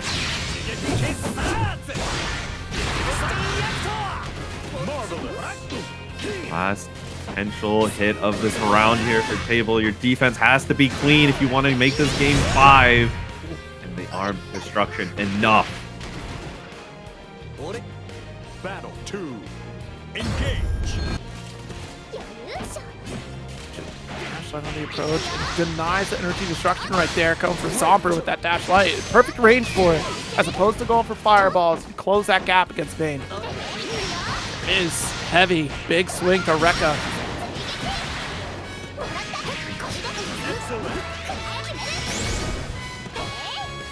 Trying to shimmy, but no shimmy afforded. And Wild Beat gonna give some distance, but it's closed immediately by a throw. We just BC on minus frames? Oh no.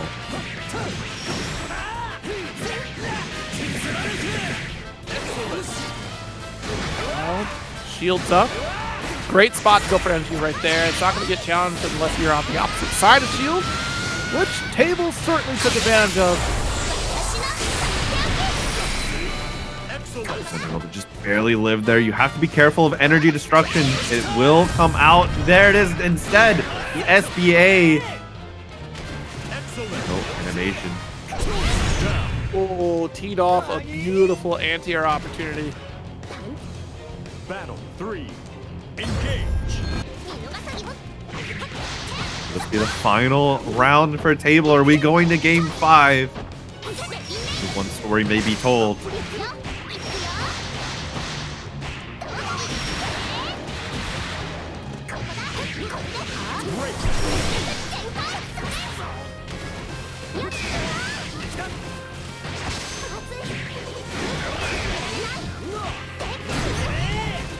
Got the 5U. Out the throw being there. Stomperson able to start taking some of this damage right back. You have to be careful, Table. One more confirm and you are dead. It doesn't matter what the starter is as long as the combo is available. Energy.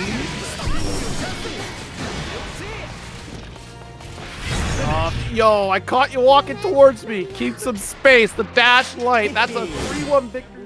Thank you, Jeremy and RJ, for the donuts, pushing us up to $503.30. Very close now. Our next goal, $750 for all of top 8 to get paid out.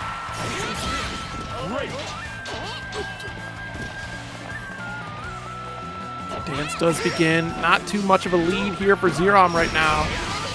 Just about even.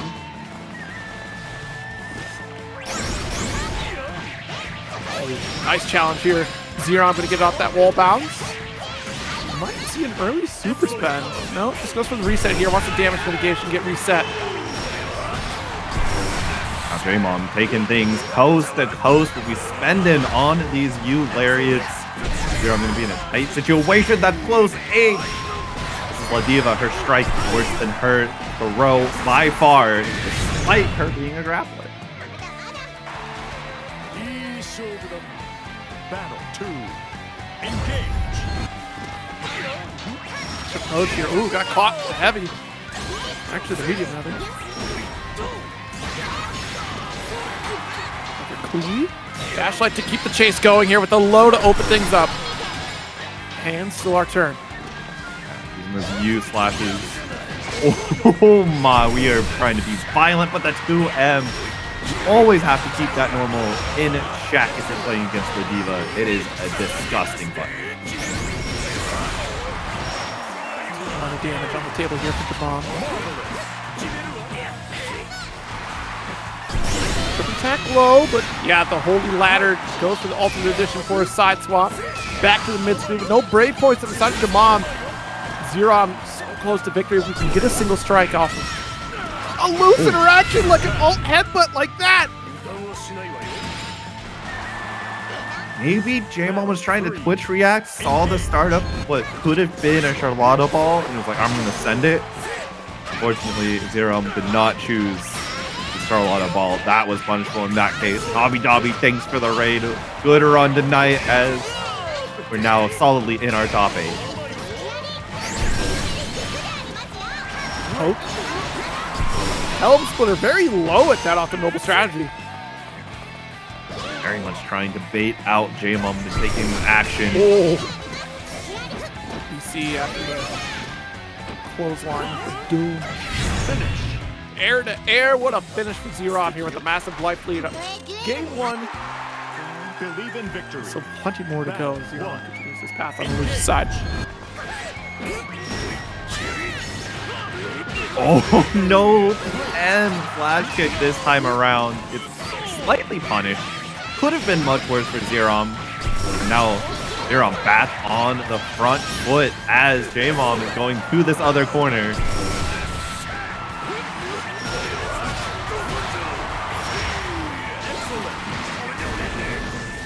Dunk. For one more touch. Yes, there's the STP again. Battle 2. Engage. She's already used command grabs. Really finding their mark against Zerom here. BC out. Still Zerom not deterred from getting this reversal here. Harry, 5-2. Checking the dash approach into bomb. Zerom is really throwing everything out on the table, leaving nothing in the back pocket. Jamam's gonna have to think of every single option at every single moment as it keeps mounting unescapable pressure. There are lines, ways to get out.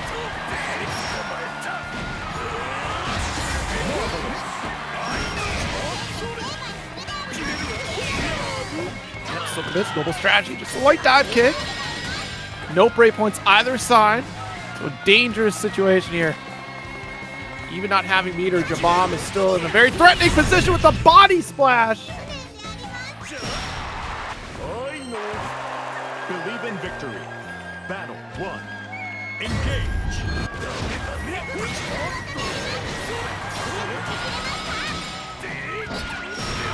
Yeah, really trying to charge a heavy at that range against La Diva?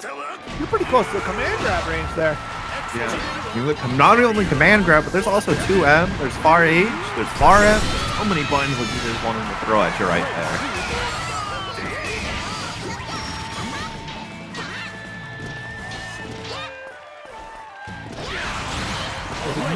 What a heavy! RH is just doing a ton of work, but Zerom hasn't been able to keep the advantage going in this round. Find yourself back down in the corner against the Diva where you, the LSPD, do that.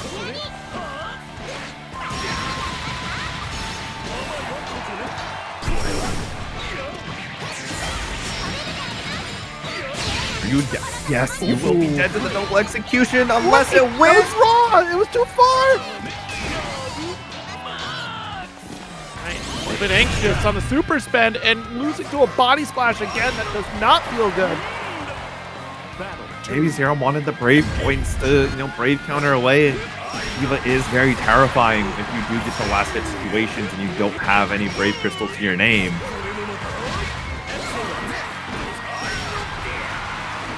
Headbanger here.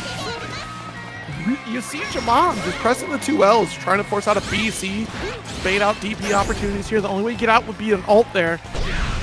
We commit, but we commit to this heavy big counter hit. That's about as far as we get with the Shining Onslaught. Already jumping, already avoiding this.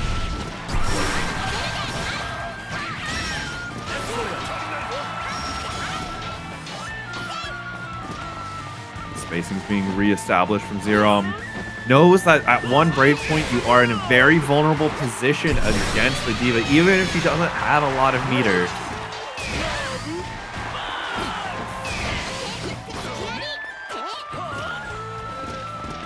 Back away.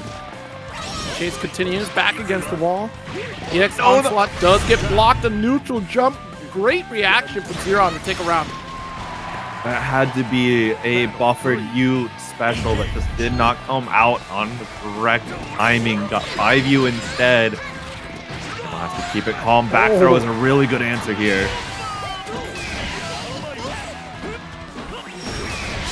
Headbutt. What a jump install. Side swap with the 5L. Strategy though, locking the corner, tries to chase down, get the whip on it with that dash light. Would have been great on the 2M. Javon finds that mid-screen position. There was that 2M buffer U lariat that J-Mom wanted last round. It comes in clutch when J-Mom needs it for a game finish, taking the lead now 2-1. Would be crazy if Jamam can shut down the run of Zerom. 1 game away.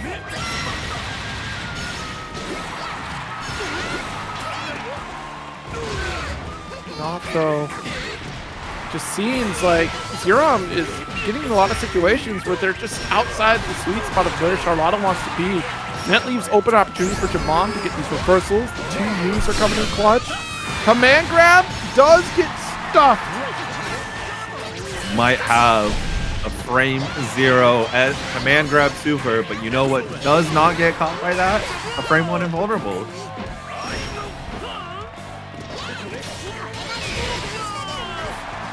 I'll be with the raid. Welcome in, y'all. Great run from you as well. And Zero just sending the ultimate holy ladder once more. The anti-air command grab is not going to reach.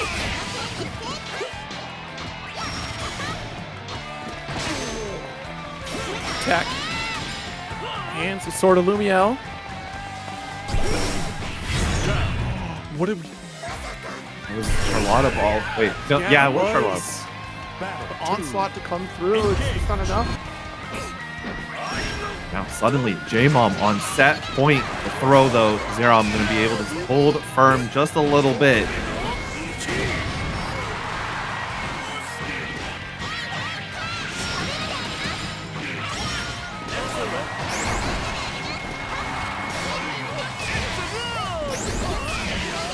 This swing, a little scary on that one though. Lariat anti-air, okay. Oh, a deep run up with the close heavy. Massive start. That's a good round here for Zeron. Can we close it though? Battle 3. Engage.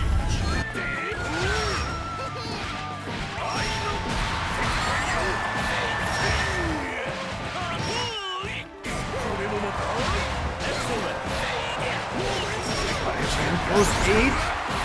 Zerom, you have one last chance to make something happen, but J-Mom can very well reset you into SPD.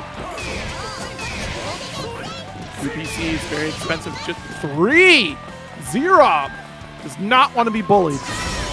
Yeah, I mean, Zerom is dead to literally anything hitting anyway, so might as well spend the points while you have them.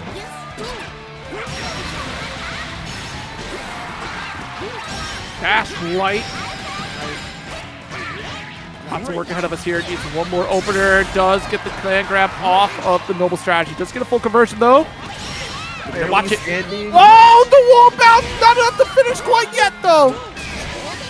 Brave counter to the final one. Another brave counter being floated. The 6-6L. Zerom jumping. It looked like either that or a backdash. Does that punish you for doing that? Another one's popping up on screen. Actually, both of these characters. Lucilius and Ferry both. One's doing significantly more damage than the other.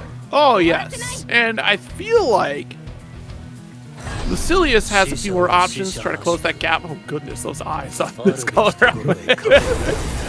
I feel like Lucilius has a few more options to deny a lot of what Ferry's trying to do. We'll see if that comes into fruition here, especially the way that Iago had been called out. Yeah, that answers that. Like, the way that Iago had been called out in their previous set, we saw him on screen. Deekster already level 2 very quick. I mean, this is how the xninebreaker loves to play, is just get late level up early and often. However, 5U shenanigans do not go well against Ferry, so she does have the normals to box. Oh. 5L to open things up. Let's GV stabilize. What's crazy about that ult up dog is the fact that if Deekster would have attempted an ult themselves, it just would have came out on top in favor of Iago because of GG right there. Yeah, like you have to specifically have a parry to stop that from, or a very slow reversal. Like Bob's TT, for example, would be able to have enough info to bust through that. That's like the second swing could work out, but with the activation of GG, that would be said and done. Whip comes through, nice dash up block, avoiding the charge.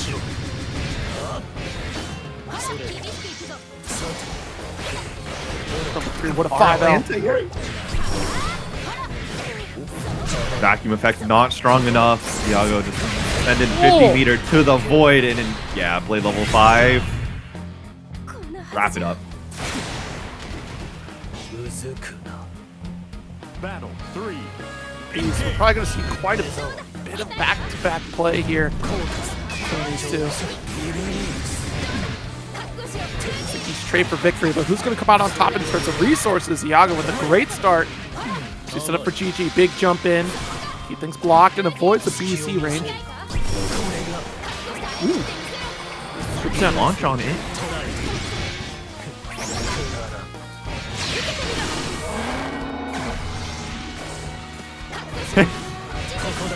We just swapped sides on the screen. I'll take that. I don't want to have to handle that fireball pressure. Roll through the U of Bliss, but nothing much is going to come out of it. The xninebreaker needs to make something happen. Your life level is dwindling pretty quickly. Nice. You pick up, just got level 5. Not enough to finish the job quite yet. Rare moment? Late level 5 doesn't kill you? Oh, no way. I mean, hard lockdown right there. You just have to kind of block that scenario. Wait out the DP and wait out the Ignis to just disappear. But who could have predicted that the xninebreaker was going to rip the DP at that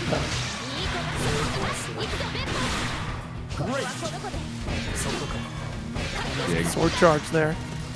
Again, that 5U just not able to be a safe option. So many characters gonna take huge risks in order to interact with that 5U from across the screen, but not Ferry. Not this little A-Rune.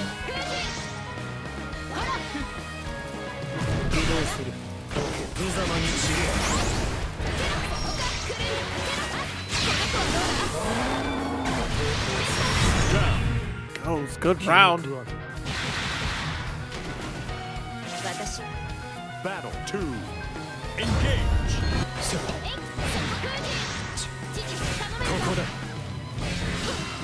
GG out there.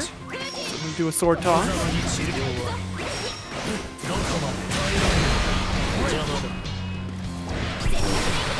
Ah, the snipe, the combo coming through.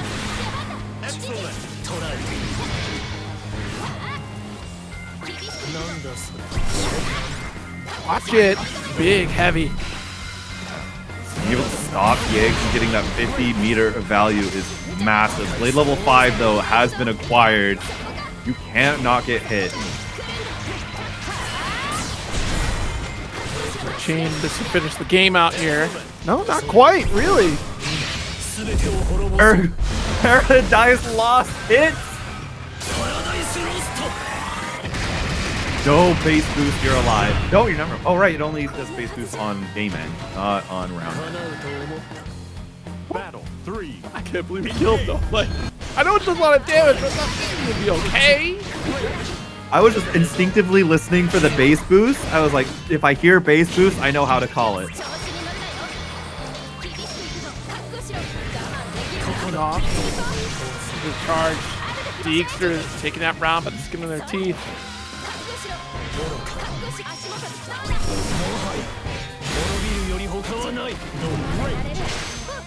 Ooh!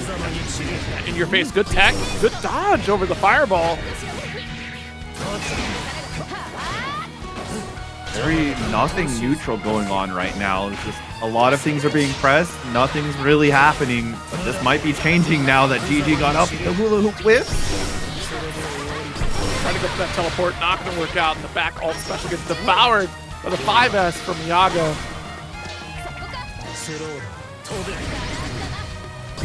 Live, you cannot have anything bad happen. That was one of the only times you can get hit by level 5 and still be safe as Iago. And it'll be next interaction, and the BC too far away to punish. And GG holding it down, getting Iago on the board. Believe in victory. Battle 1. Engage.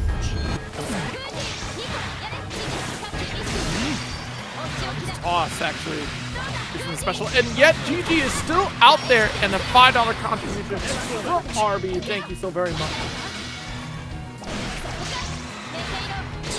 We certainly appreciate this prize pool tonight.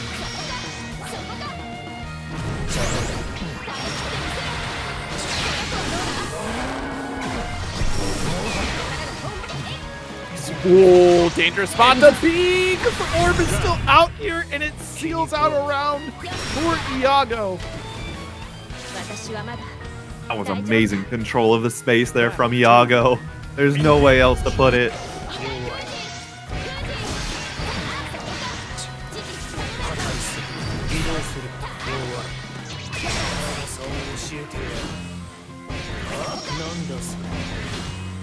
Checking here, full screen scenario to slowly build for Beater, but these alt whips are becoming a problem now. Every single time we try to charge blade level, Iago's just ready for it. Nice! Finally gets the teleport.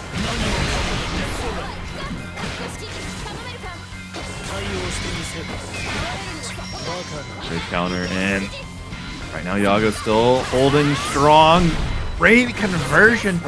Incredibly expensive. The eggs at blade level 5 or just without it. Actually, there it is.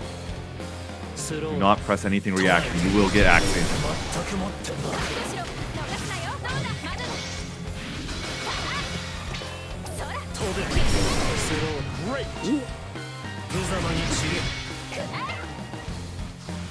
Here's almost here. There it is. Do not do anything reaction. Sends it on the run up. You get to just block this. Well played from Iago, the patience. Oh no! Oh, I spoke too soon! Battle 3. Engage.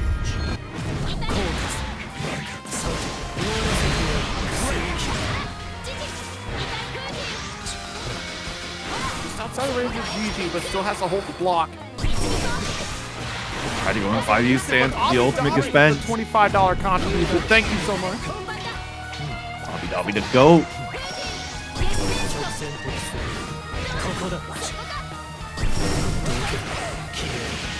Dodge, yeah, unfortunate.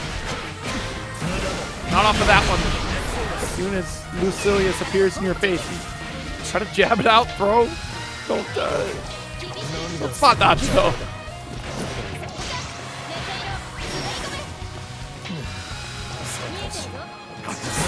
Hit. It was a low, but blade level 5 not going to be realized. The conversion holds true. Iago now in the lead. 2-1.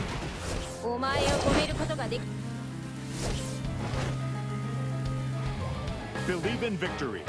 Honestly, Iago getting very comfortable in this matchup. Making things very annoying for Deekster. Just turn over on its head if D can get up those levels and sword, but not happening this time around. Just get the side slot. What a 4F! Oh my gosh, the egg getting out of the corner, but just gets sent right back in. Iago not going to keep this in the Egg's favor for too long.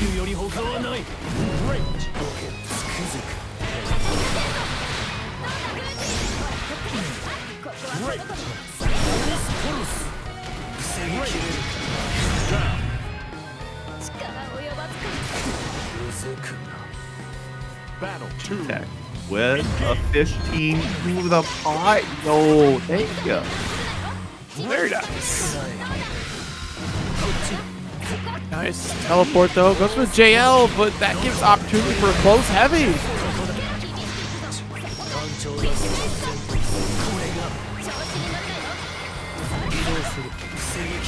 Sit again with the down special.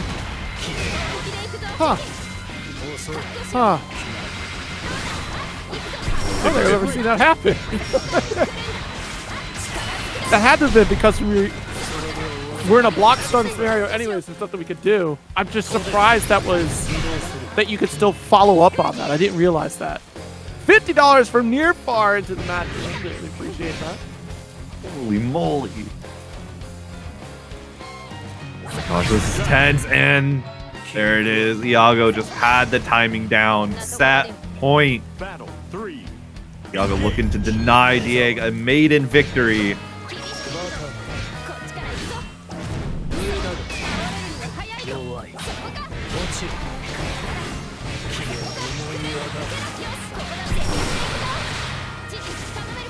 Right on, GG setup.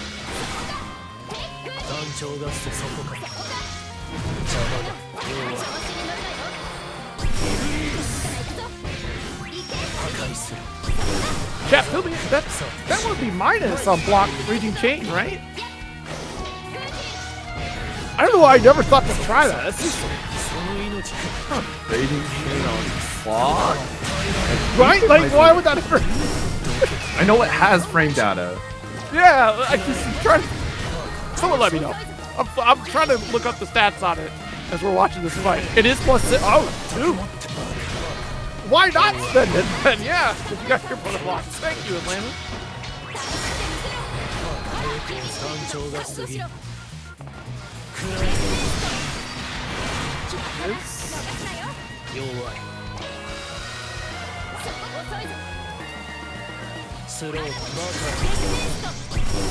Spot dodge there. Approach. Try to go for the sword strike. Finish. And a Iago here. taking it 3. 599.30 in the Matcherino. And we have Insurgent on the screen. First time tonight. Can't believe Insurgent is stopping this from their side game cup run. It's great. Have you seen the Insurgent GIF yet? Hold on. I'll send it real quick.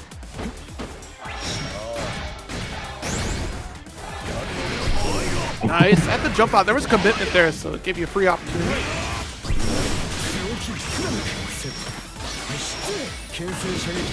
Rat Race applying all the pressure, but he was holding strong.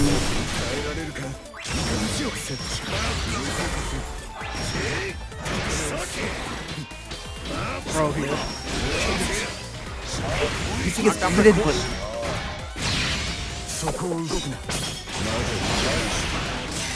it worked.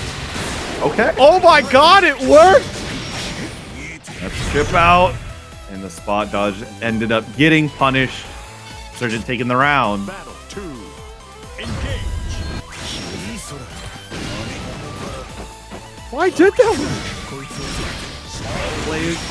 Galleon Lee, thanks for the 5. Eliza playable for season 3, believe. Oh yeah, because it's 3 hits, right? 3 off of that.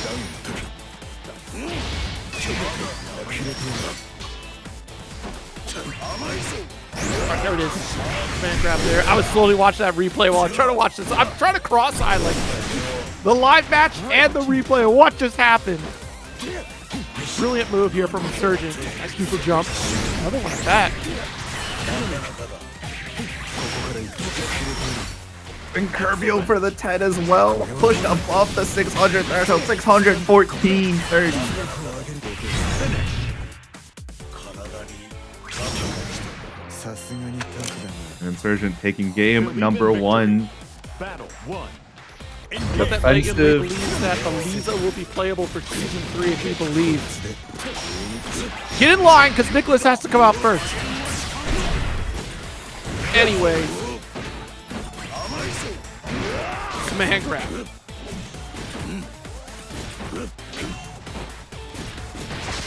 XL pressure. Rare that you actually get to see Vaseraga use 6XL pressure, but here we are. They're the first for everything. Still got the shoulder check with a raging chain.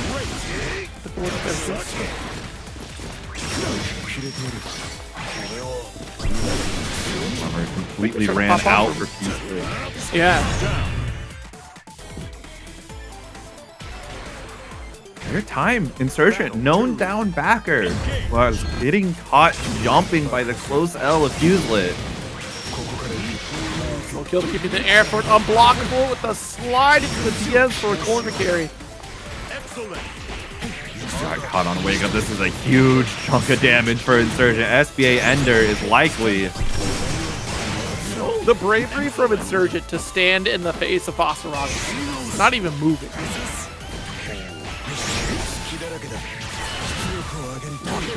That's SBA. Now, historically, this drops for Insurgent, but you know.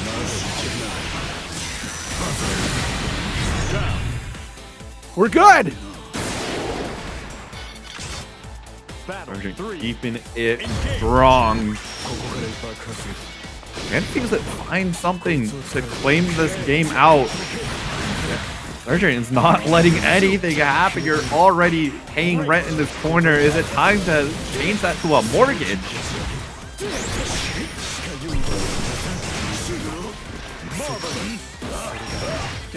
Rat Race does the command grab. Good life lead where Insurgent can just kind of hold Fuselit at bay. Flashbang out to keep us done. Slow kill just eats that armor.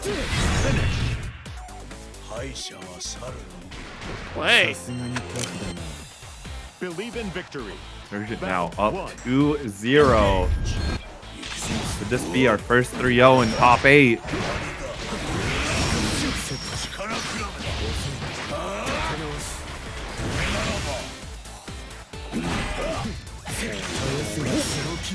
Hello?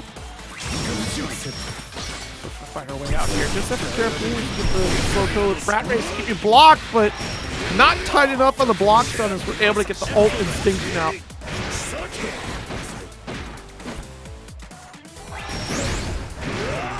Command grab. Down backing spot and all, but Vaseraga does have a command grab, so you get down back forever. Oh my, we land into it.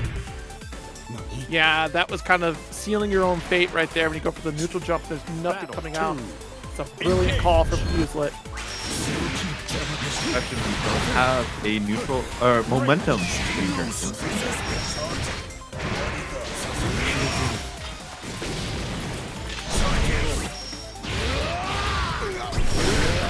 What in the world was that?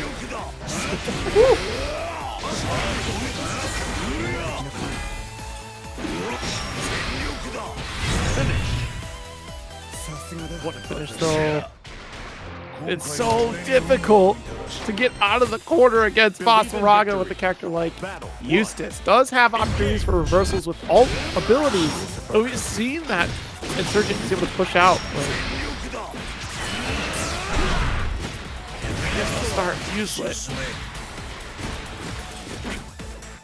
Tries to shimmy, but Insurgent holding firm. The armor just blowing right through Insurgent's attempt to claw back advantage. And you are now dead. All right. Battle 2. Engage. There does sneak up with the 2L. Excellent. Oh, still got the 5L to connect. Got the pre-jump. Rat race. Thankfully, 4 Fuselit did disappear, but now it's reapplied. Tries to but stop, not able to find it though. Jump still gonna get scooped by alt command grab. So with this life lead, that's the sacrifice to take for now. The damage really is adding up. He's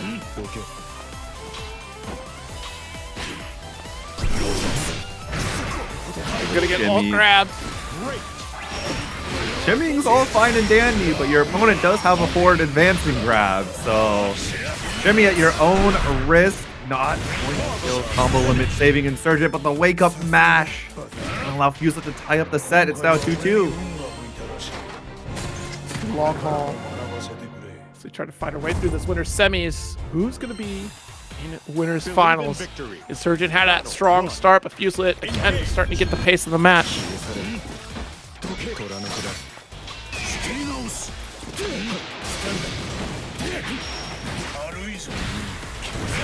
That allows for the back throw to set up, and we're just standing there menacingly.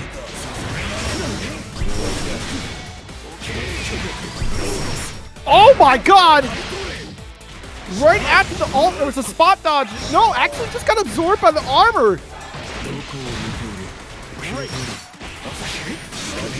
Having enough of this armor, back throw Fuselit into the corner.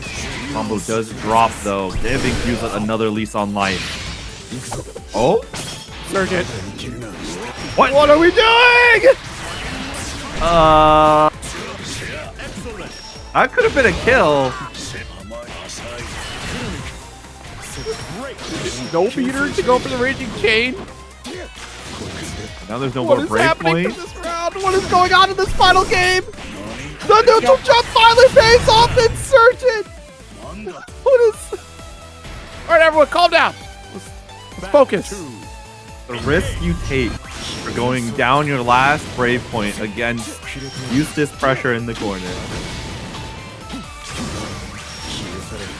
Yeah, useless pressure. That's not what you said. Oh no. It's what I thought happened. Nice, got a strike. Not close enough to follow up though. Rat race coming on out. Shots here, but yeah, full armor off the ult. Oh god, the grounded counter hit, but nothing there. You try to sneak in a slow kill, but the ult Instinction opens up a massive opportunity for Fuselit. Side quests going on in the background as well. For more free money into the pot. Uh-oh. Oh, no combo. Just opts to take the 5U off the U Instinction hit. That armor is ticking down quickly.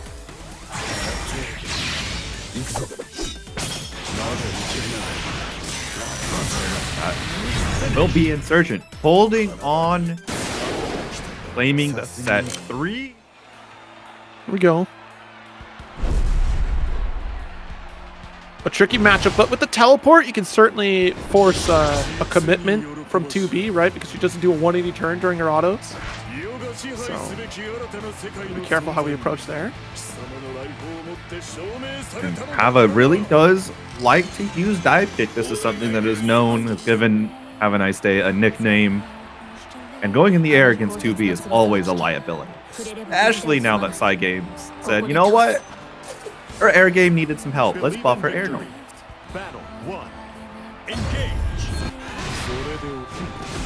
Well, I mean, that was to try to combat against some of the Grimnir interaction as well, right? Like, that was going to be a situation of like some more flighty characters, giving her a little bit of trouble where she wouldn't function quite well. 2L approach. Nice. Yobu close that gap real quick, but the 5L wake up and happen. We're very content to sit at this far spacing. Knows that just one confirmed the 2H from downtown. That might be safe to a lot of characters. Have a nice day. But 2B is not one of them. Her 2H reaches to the heavens. Ooh. Jump. And the stagger does open up a BC opportunity that goes off the wayside. Nice JU. We can convert this to SSBA. No animation though, so Yoru gets to live. Okay. So true, bestie. So true. Battle 2. Engage. We saw that plenty on Wednesday's Comic Clash. Nice DP there. Jump fade away here. Trying to bait out a JU interaction. We'll go for dive kick on some of these approaches. No anti-air, but you see it. It was locked in. Spot dodge from Yoru. Beautiful spacing to get a 5H whiff punish on the dive kick. Sending Hava to the corner. Yeah, you don't have to be fearful of DP if you can get a knockdown quick enough after that dive kick. It does spend the same stop. Empty jump. Well, for side slap, deep run, and Hava is just notorious for that. Making things look like a regular grab is going to come through. And already Hava in the sky with either that DP or just going for the dive kick. Preferably dive to follow up after. Nice grab as well. Yoru not representing the unblockable just yet. He kept in the back pocket for later, but maybe using that to threaten that it is a possibility in mental stack a little bit early. Jeez. All the resources spent. A slow run up with the 5-0. We're still able to finish the job. Hava Believe in victory. across first blood, first Battle game. 1. Engage.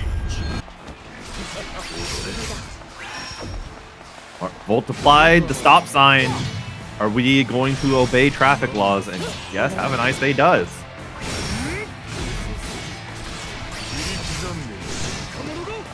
Away. A little bit too far on that one here. The 2-1 does get punished with a parry. Able to smother a recovery with that dash light, but a Mirage evens the field here.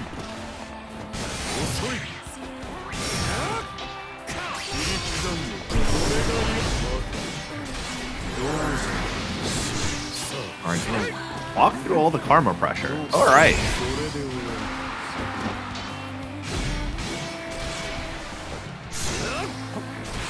Air-to-air chase, but no button to follow after. This dash light, really odd position with the double jumps for 2Bs. And we're caught just whipping 5Ls. That dive kick opens up massive opportunity for half to spend super. I honestly thought we were going to reset into a meaty anthem for the kill, but not this time. Surely have us.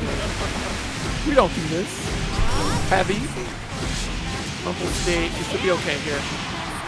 One last loose on life. Baits out the DP. Battle 2. Engage. Poor decision to go for that DP. At that range, you know a 2B is going to be swinging heavy.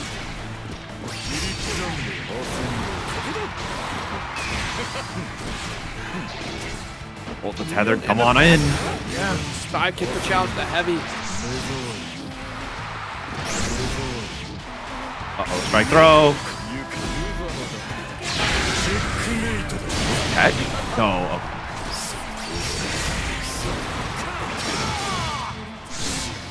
Whittling away, heavy PPM and pay, and the JH. Have one more jump in the pocket as well. Let's take the SSBA here, rip the blurry points away from Have a Nice Day. I believe Yoru cannot kill in one more interaction unless it's something like a 5H counter hit, of course. Yeah, it'd have to be pretty substantial with these resources. Brave counter just to stop the unblockable, but it's not gonna matter. The anti-air coming in. Battle 3. Engage.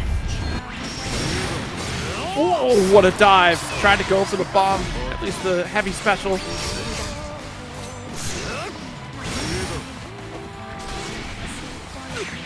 A lot of times Hava just opting for more of the air-to-air interactions, not willing to go for the 2H. Doesn't want to get caught with a double jump or even a JH. Here, teleport for side swap. Smart play here from Hava. Feather on in. The dive kick going to have a nice day out of the pressure. Basically a BC for free and Centaurs. Have to be careful. This corner is have a nice days to play with.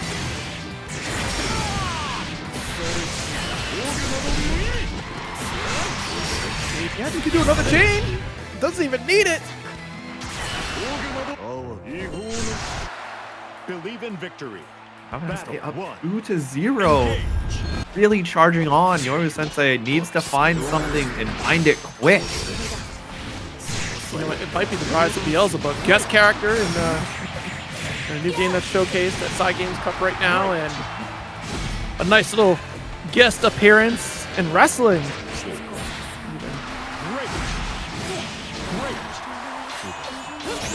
Yubi appears everywhere. He's even in Soul Calibur. Well, I was talking about Beelzebub. He's had some guest appearances.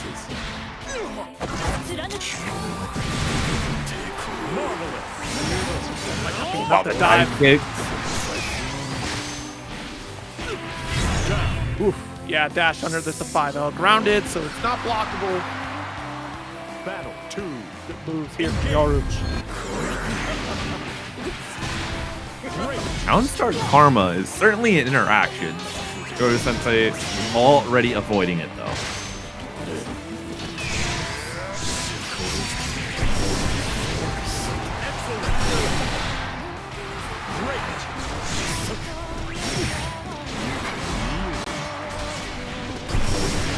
Still make that approach. Teed off. Locking this guy's with Karma to pull you right back in. Oh! Quite the 2H. We see another one. Have a nice day. 0 brave points left, but is it gonna matter as the SSBA comes out? Animation as Yoru Sensei rips 0 brave points. Jesus. Dude. Battle 3. Engage. You know, having bass boost on that sound effect would be dangerous if you had your speakers active. There's thunder outside. Headphone check.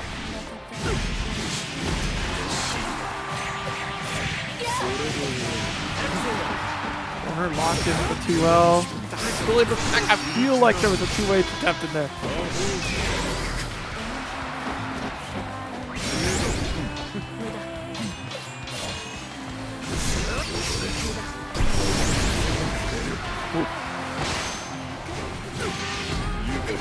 What a 2H is immediately met by the DP, and you're just pressing a wake up. Okay, we've stopped wanting to hold anything on either side of the screen.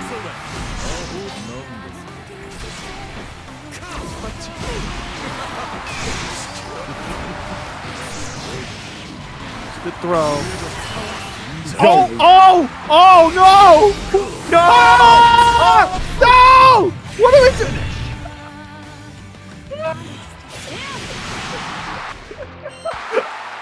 Believe in victory. Battle 1. Engage. All right, let's not get tilted, folks. That was crazy. Tilted, and I'm here laughing about it. I'm not the one that's gonna get tilted.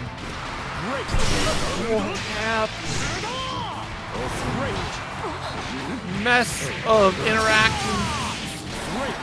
BC away and trying to spend the ult, and because of the invulnerability of BC, you don't get scooped up. And yet the reaction from Yoru wasn't button. It was Raging Chain! Psychotic! Granblue special!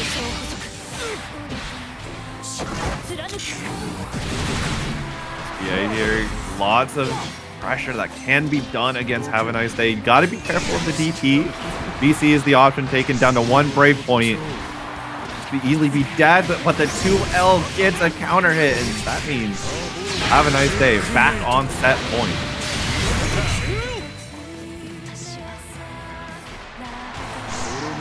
This looked like Hava's too bothered by the final interaction in that last game. Try to lock in and get this done.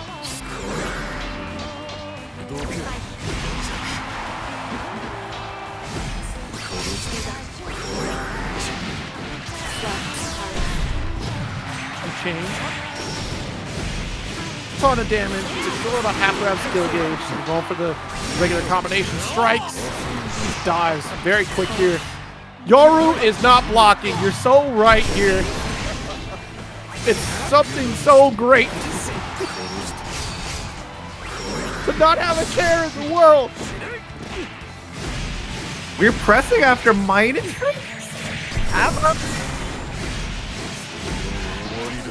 Look, when your opponent starts doing crazy stuff, you gotta answer back with crazy. That's the rules of Granblue.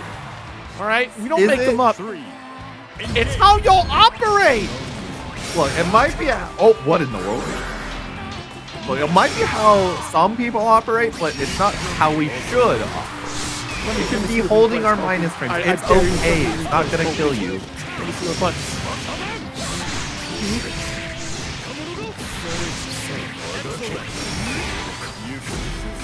See away, 50% life lead here for Hava. Jumped in, tried to go for the back ult, not gonna work. It's corner carry.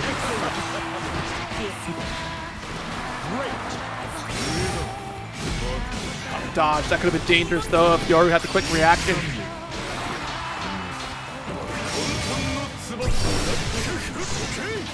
Spodge, dash ace just a smidge too far.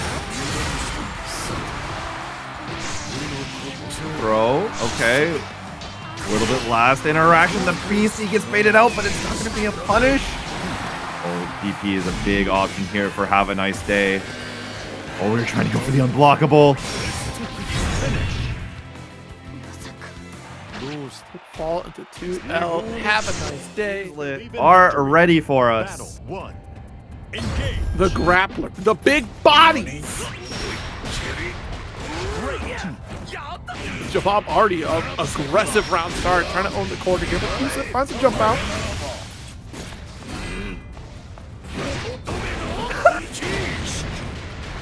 Can't believe it. Are we going coast to coast? No walking.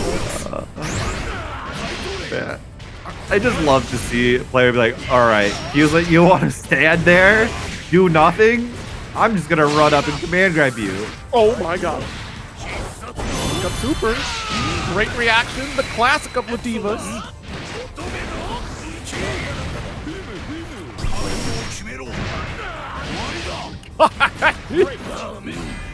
People are just getting tossed around. That's this match. I mean, Fuselit's not traditionally known as playing a grappler form of Vaseraga, but maybe tonight we're going to get a little different.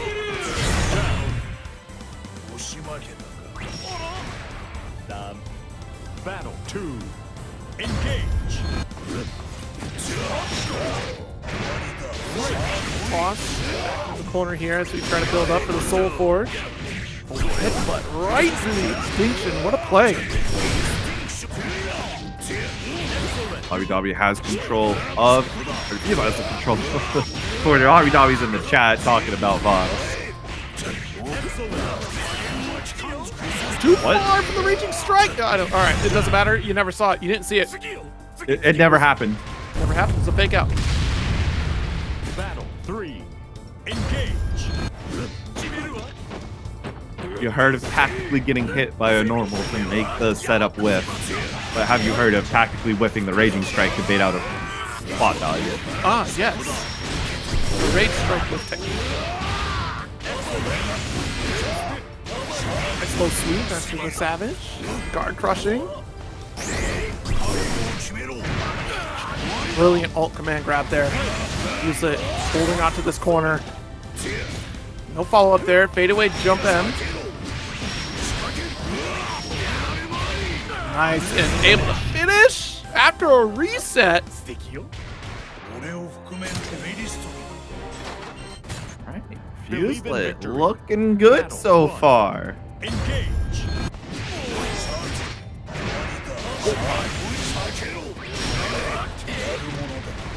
Instinction reaches with a 2U. Wild one at that from Jamam.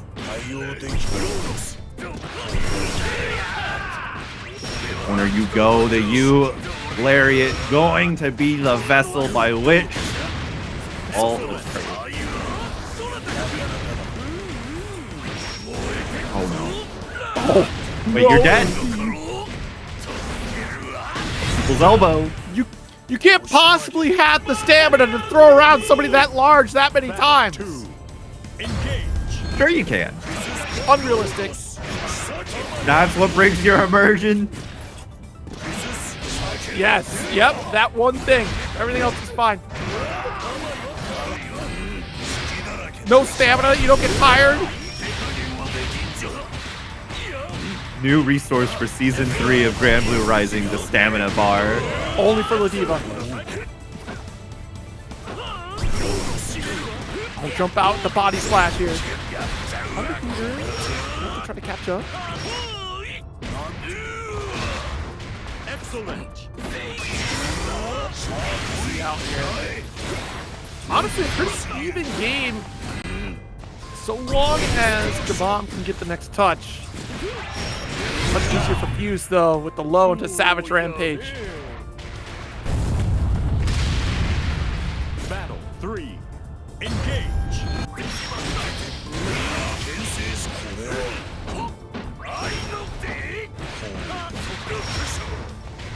Great. One SPD. Is it the start? There's 2 SPD. Don't get hit by a third. Oh, no way. No! I mean, technically it's not an SPD. Oh, no. It's so funny because it's close heavy. You're not moving? Hello? And then command grab. Battle 1. Engage. Jabam sending a message to tie up in games 1-all. Yeah, 6XM is an overhead from Ladiva. Fuselit got hit by the 6XM. And not to be confused with the 2U. They do look different. Yeah. One is going to be that. There's the 2U. That's going to ruin your dreams. That's going to cause you nightmares. The 6XM is just going to give you trauma.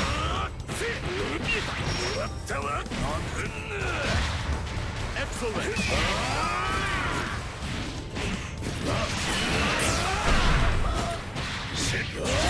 Excellent. Oh.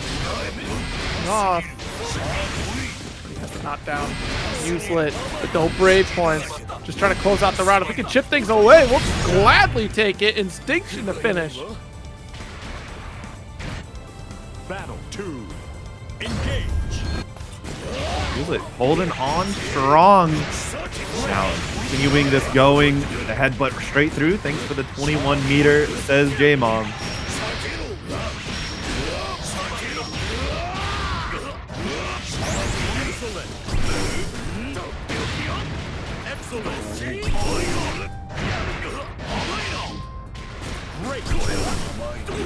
The spot dodge is great, so is the 5U call out. Fuselit going to take the lead once more. Well-fought victory there as we get into this fourth game rather. Victory. Battle 1. Engage. Send it in a roll too.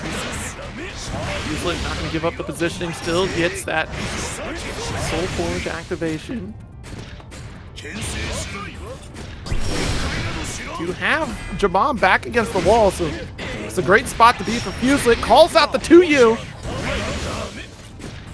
Armor installed, keeping a healthy distance away.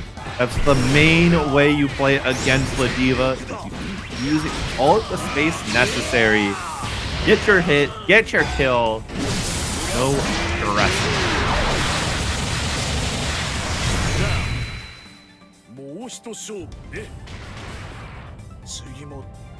Battle 2. You swing so hard that you send the slice effect into a full spin. That's crazy. Full charge here. Try to get into a dash H. 5U, get 5U again. That's really funny that it starts the armor countdown.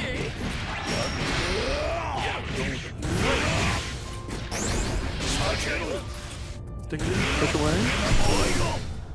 Oh, not quite get the command grab. I love the bait attempt though from Fuselit. We'll call it a Fuselitism.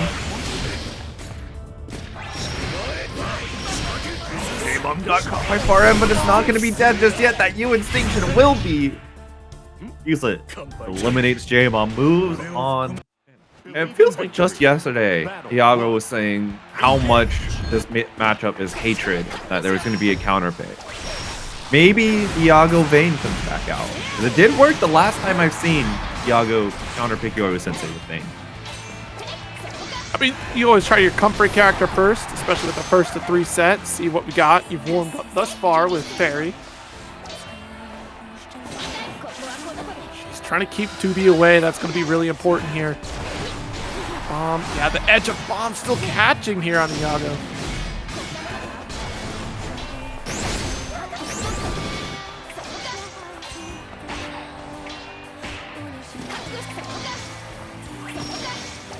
Yoru's been very nice and patient, trying to get in. Is taking a little bit of life, but Iago has so much less life and is starting to vanish even more.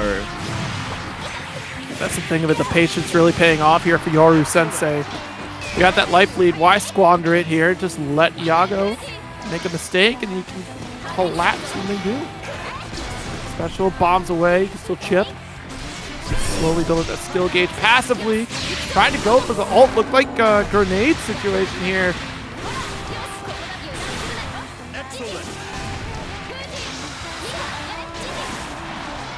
Lots of life. Total deficit being made up by Iago, but now it's that chip out. And 2B notably very good in these chip out situations, specifically pot A. Oh my goodness, with 6 seconds left, ult GG goes out. 4 seconds remaining and a JL catches Yoru for victory. I am very surprised Yoru just didn't send a Brave counter. That could have just given you all the time you need to, if it counter hit, you just double jump away and that times out.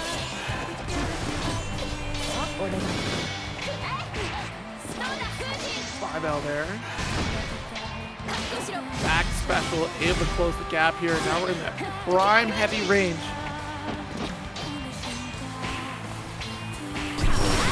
Getting away with the 5Ls. Side swap here. No? You know, I've been seeing less and less side swap combo from Ferries in general. I feel like that's kind of become more of a B-pod play style. Now that you mention it, yeah, you really don't see that side switch as much as we used to.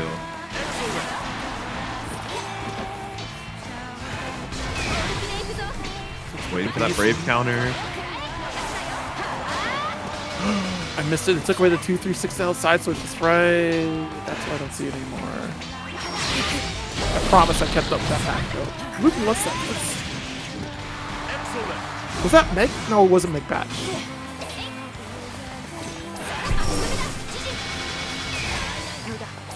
Uh-oh. Yeah, Yoru Sensei just above chip out. It's the fading down. Oh my gosh, the run up though. The Kaikisuke special from Guilty Gear.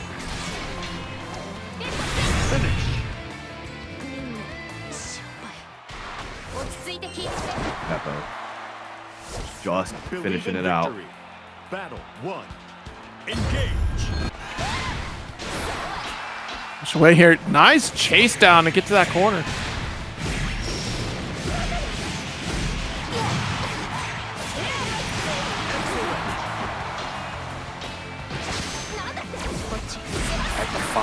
You going to get the parry online. Iago had a huge life deficit, but has made this comeback before.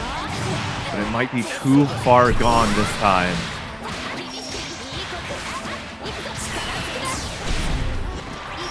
Nice reaching chain. We'll see. At the corner.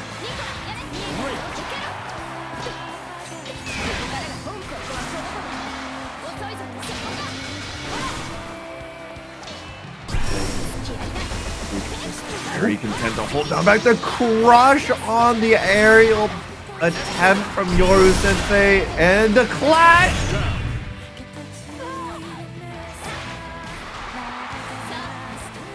Battle 2.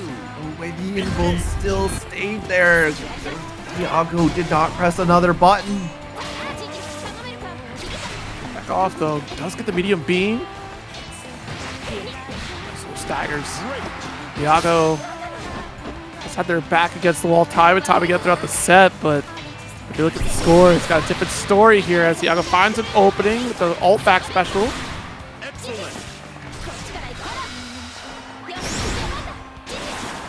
That Beppo send Yoru back across the screen. Volt stop sign applied. And we obeyed traffic laws as now Iago can find a little bit of damage here from these pods.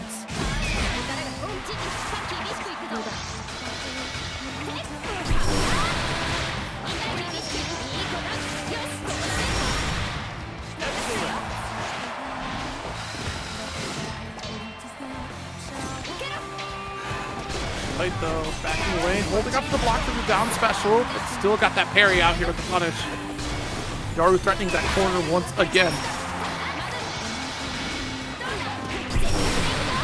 Rush from the jump in, and Iago claiming a second aim convincingly. This is Spell and Doom. Believe in victory. Air even. Battle 1. Engage.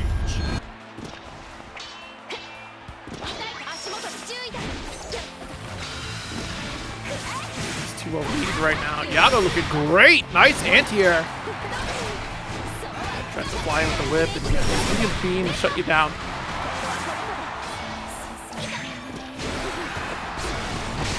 There's attack on the throw, the 5U again. These parries coming out clutch, but there's no punish, no advantage. Only Iago is the one coming out ahead.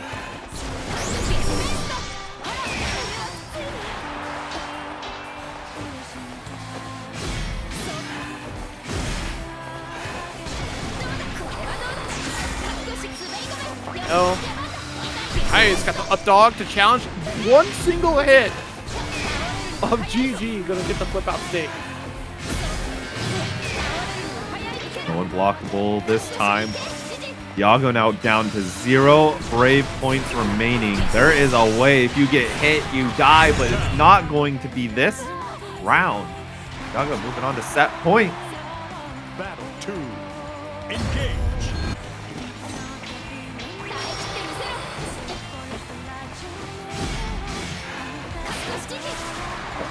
Nice, got the low knockdown. DP again. Beautiful roll through the medium beam. Look at the space war. And honestly, as far as zoning goes, 2B, atrocious time here. Required to have some of that skill gauge to really challenge those beams. George's gonna try and bust out of the corner. Looking at one last combo for Iago to take the entire set, but Yoru Sensei holding on strong as Iago in the corner. 1 break point remaining. Now it's 2. Thanks to Momo and ran right into it. No, you're alive because it's not 25 meter.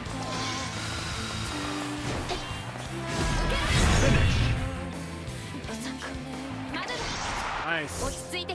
Strike there, 3-0 victory. Get a second chance. Tough times ahead.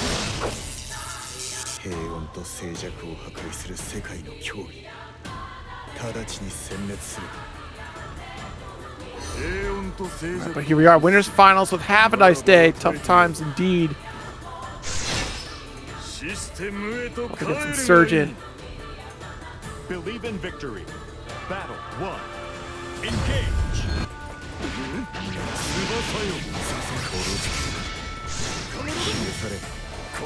Slow kill to push back.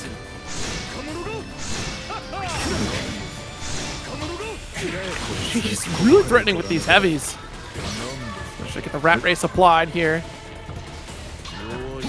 Rat race expires before Insurgent can do anything with it, so just a bit of a threaten at this moment in time.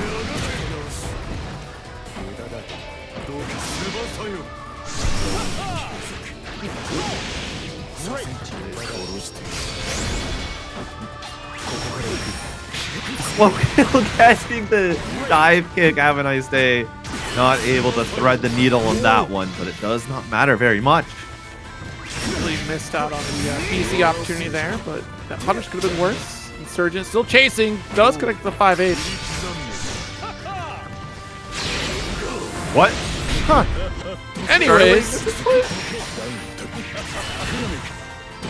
You die off this actually? Yes, you do.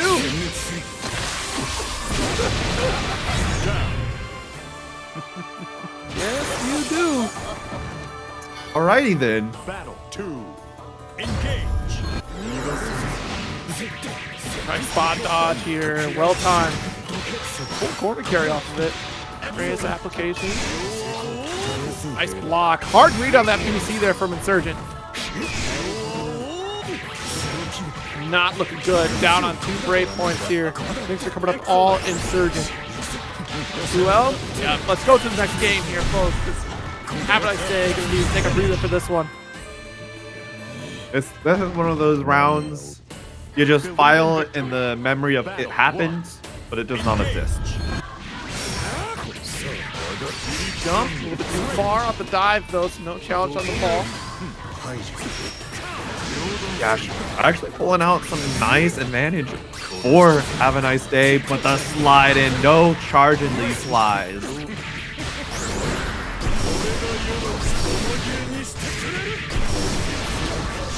Excellent.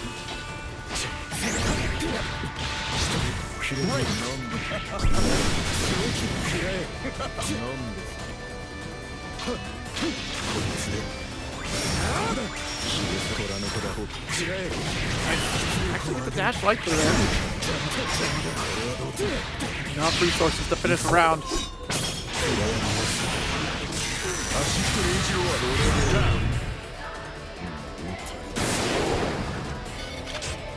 Battle 2.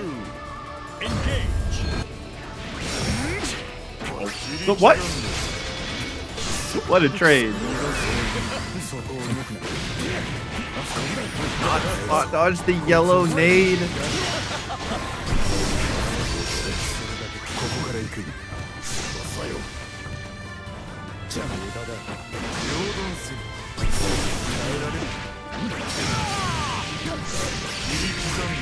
There you go. Have a nice day. Getting a full conversion, going for some mix. Insurgent able to hold steady, keep it blocking. Rat raise applied. Plus frames are given.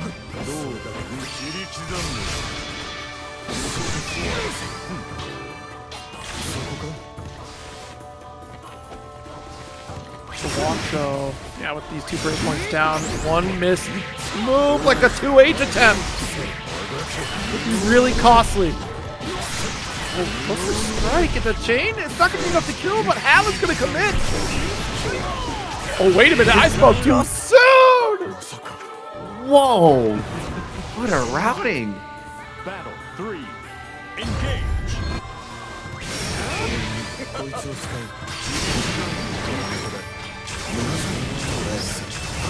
Few gunshots here, but yeah, mistakes like that can happen, especially when you have no brave points. Nice unblockable scenario.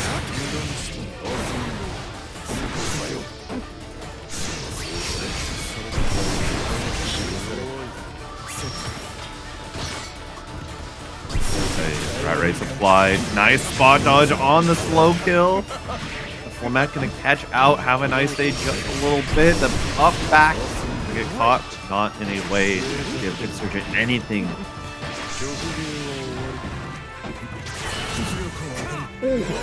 Whoa! Wanted a BC, most likely, but Hava was nowhere to be found.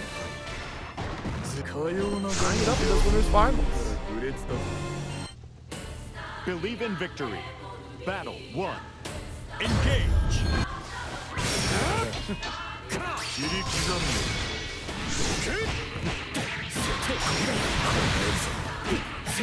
There. Excellent.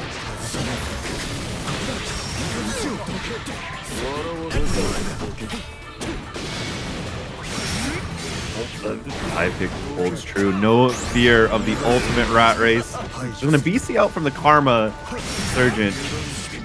Trying the best ways possible to get Have a Nice Day to back off, and it's not working very well.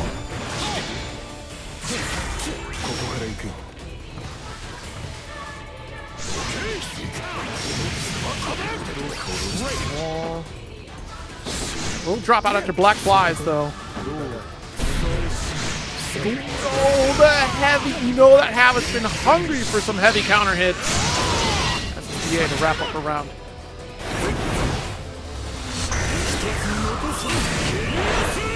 Have a nice day keeping that momentum going.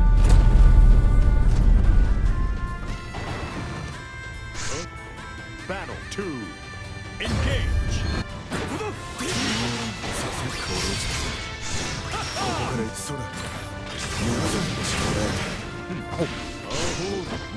Caught the first fireball.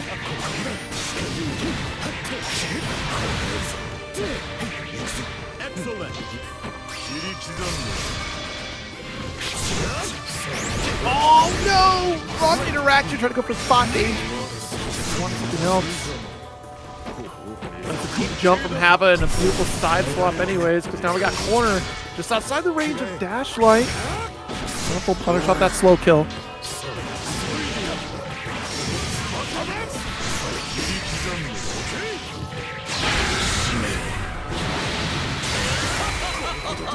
Lots of damage applied. Insurgent going to take the close L match in this situation.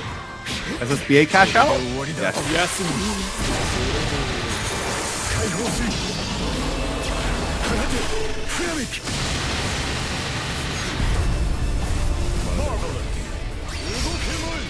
Play this out here. Insurgent holding the dive kick, BC up, because now we're threatening a very close chip out situation. Oh, full kill. One more touch, but that's not the way. We have the close combat activated. Not fast enough to get the DP out. The dive kick wins in the end.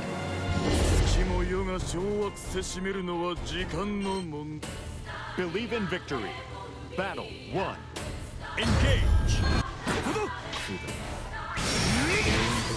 Really unfortunate scenario here. That dive kick was so fast. Already acted, caught that startup for close combat there. Got the karma in. Insurgent holding down back. Letting things happen. The dive kick absolutely countered by ultimate slow kill and a brave counter from Have a Nice Day into the teleport, into the throw. Corner pressure applied.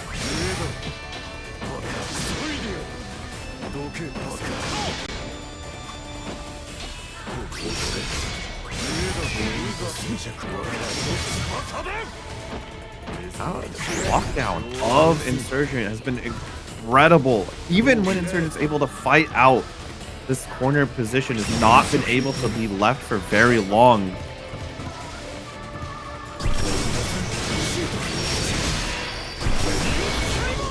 Here holds. Block.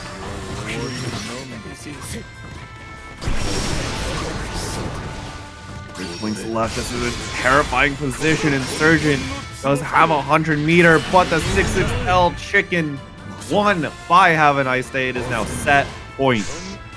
Hospital 3-1 for Have a Nice Day to move to grand finals.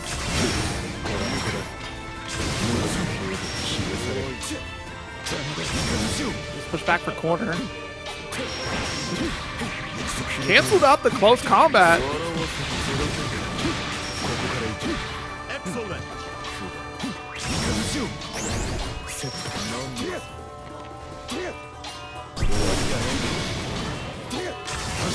You just whittle away, just chipping. Hava's gonna get impatient after a while here, and eventually got that BC. What a 2H! The JU fails to shut things down. Combo limit stopping Have a Nice Day from dying just then. The brave counter block, the back throw. This is gonna get terrifying for Insurgent really quick, but a U flash kick coming on in. Battle 3. Engage. Back, what a brilliant position. Got the heavy.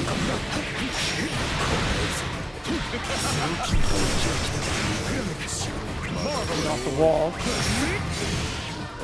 High kick as we try to make an approach here. Hava gonna fight back from mid-screen. The heavy.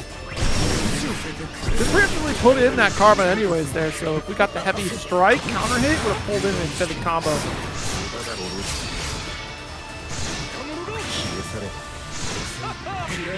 How can I say, trying to scout insurgents, look for a huge opening, but none is being given. The spot dodge gets punished. You are alive, but just barely. What is the option on this wake up?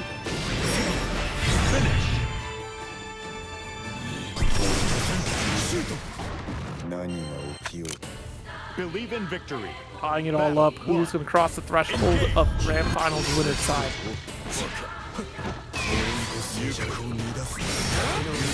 Guaranteed Brave counter off the 6XL, but it only gives you a moment's respite. Insurgent, though, fighting out of the corner is going to keep something landed, but pressing after PC gets blocked, and Insurgent just lets Have a Nice Day get away with it. All crossed up the JO. Not fade away. That's not what we wanted. Wanted Tiger Knee dive kick there.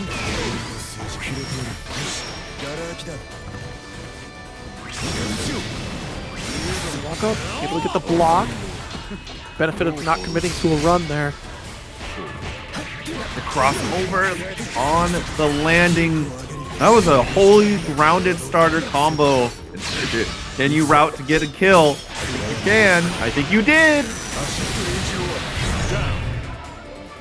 Nice. Final game draws first blood. Insurgent keep this up. Nice jump in. Wake up with the spot dodge. Just have to hold on to the rat race. 2H does connect. Very preemptive from Insurgent there. At least for in Mitosis' case, there is 2H8 in order to back up the first anti-air. Tell me how I know that for the first 2H whipping does not mean you're in the field.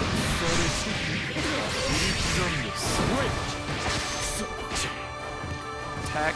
But oh, no Kain though. That could have been a nice opportunity. We got it here. The finish. Insurgent 3-2 over Have a Nice Day of top 8 paid out. That'd be greatly appreciated. But here we go. Vaseraga versus Ferry.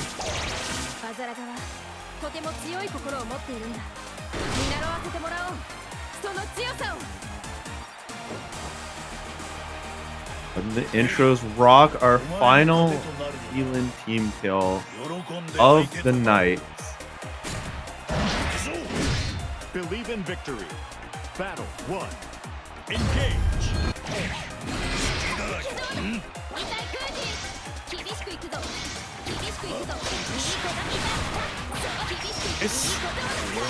We'll just continue.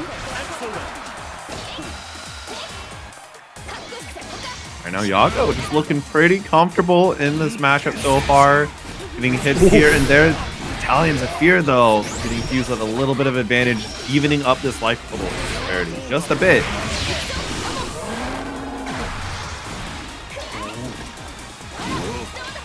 Nice. Actually avoiding most of the super.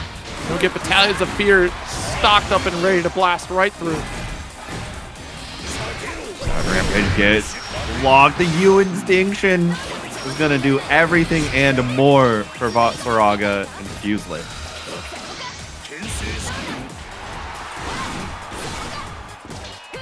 Couple heavies there. Good patience from Fuse.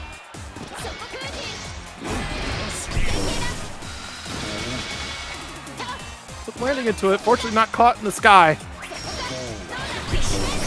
Iago would have held their ground. That would have been a very scary spot for Fuselit to be. Quickly catching up in this first round. GG activates in the nick of time.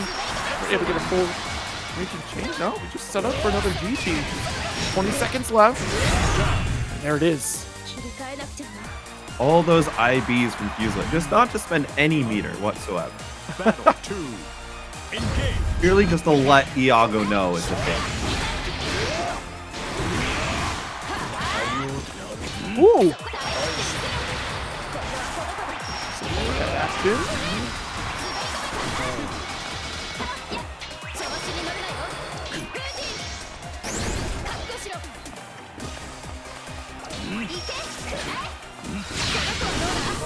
You're gonna keep Fuselit locked down while Momo covers the approach. And there's not enough armor even on the trade.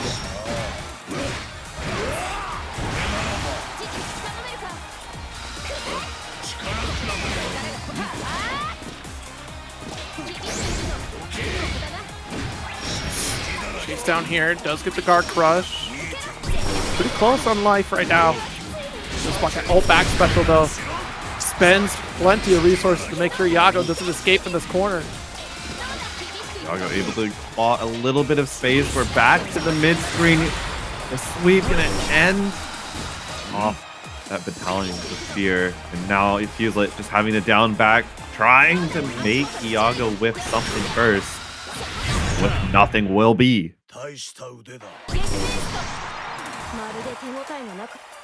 Battle 3. Engage.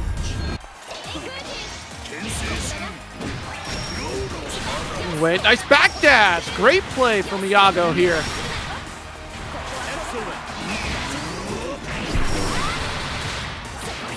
Backed up for the vortex to pull through.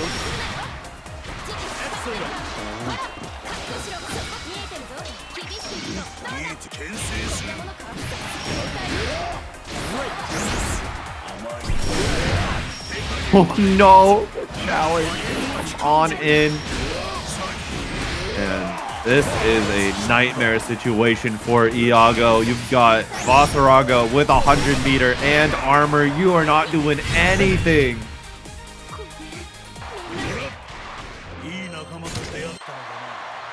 Believe in victory. Keep things Battle 1.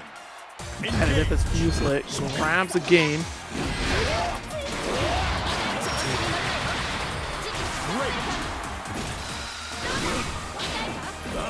Respect, close heavy, pushing back.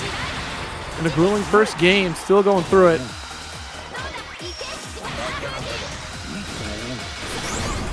GG. Jump out. Quick reaction with the 5L and still keeping the turn. Iago with the big brave move.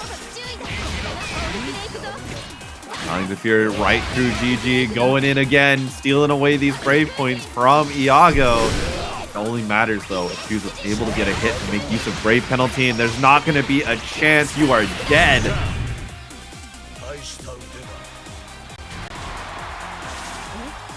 Battle 2. Engage.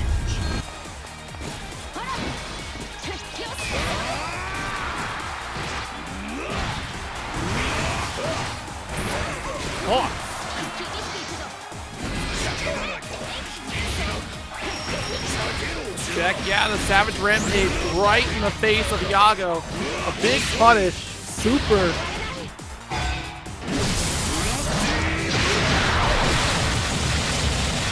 It just barely not enough. And the U-Beppo blocked. Fuselit able to take another round. Battle 3. Engage.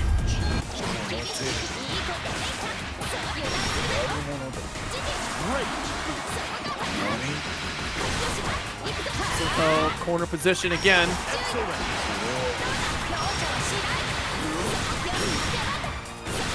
Guessing wrong on the 50-50. Gives Iago all the corner pressure necessary to keep some dominance. Though double whiff thanks to the invuln frames.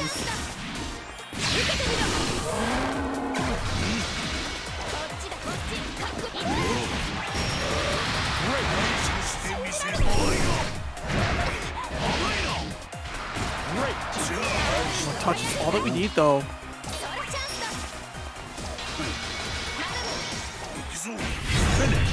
The 5L, what an approach! Unfortunately, trying to sneak up that 2L, or 2M rather. He's not gonna find anything here. Iago with a quick reaction off that 5L. Believe in victory. 1-1. Engage. There we go. Iago starting this round off pretty nicely. Has control of the late tech, and yeah, they're not going to try and press the advantage too much. What in the world?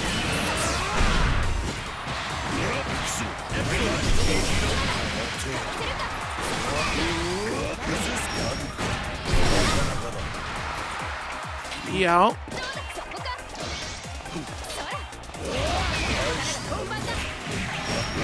Oh no, what a 2L interaction. Back for corner, sneaks in that command grab. One more touch. Switch. There we go. Blocked correctly on the 50-50. Gets the ultimate Great Scythe grind on. Fuselit looking good once more. Engage.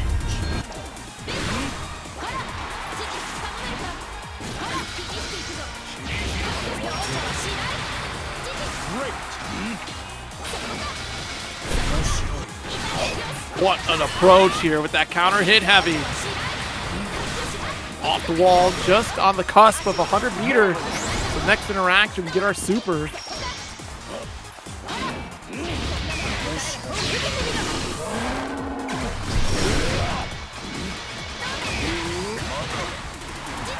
BC is still gonna open things up. GG stops the escape. Iago on the cusp of taking a round. And there it is, outside the maximum range of the Battalions of Fear. Battle 3. Engage.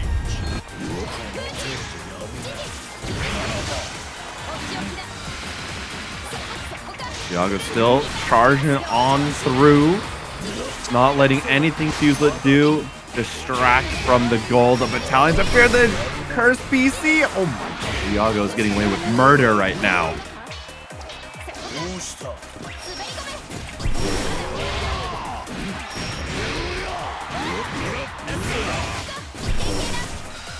Jump straight away. Vallhala again, the Battalion of Fear still has the armor. Finish. We have Fuselit 2-1 lead. Believe in victory. Battle 1. Engage.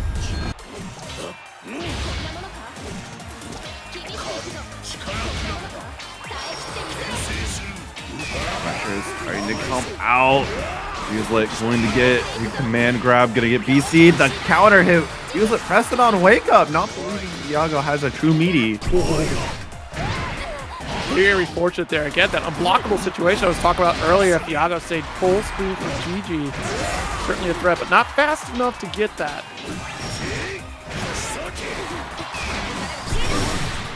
Still locked in and nice. Shuts down with the up dog.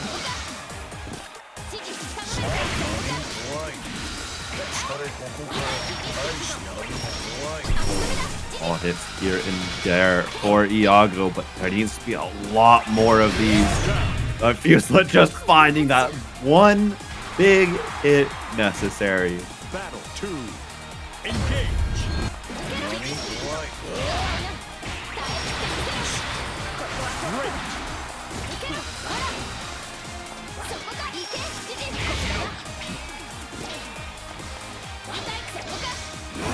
Push back though.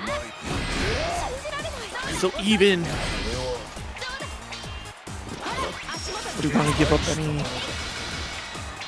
advantages quite yet here as GG starts to pepper away at the health of Fuselit. Challenges here, supposed to be Instinction, not coming through.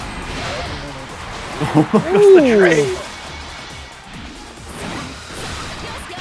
Anti-air. Got the 50-50. We're going to game 5. If Iago is able to repeat this performance, look a little unstoppable if this round is anything to change the entire dynamic. I mean, yeah, Iago's doing a great job of denying the approach from Fuselit here. Easy away. Nice low. And honestly, every time we get the Soul Forge, it's a great spot to be. Not a massive life lead, but a good enough life lead where Fuselit did not need to take action for that corner. Maybe getting a little bit of a counter hit from that dodge U Instinction. Is Iago going to be able to have anything? Continue this going. Yes, the Battalions of Fear getting counter hit by the Beppo. The Clash done.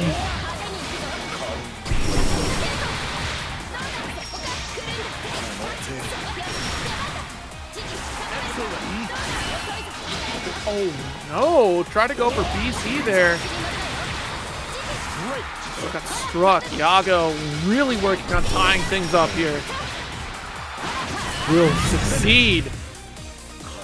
GG, the ultimate homie. It's game 5. Iago has been able to pull something in his second set for our top 4 going to game 5. Might be a trend for the night.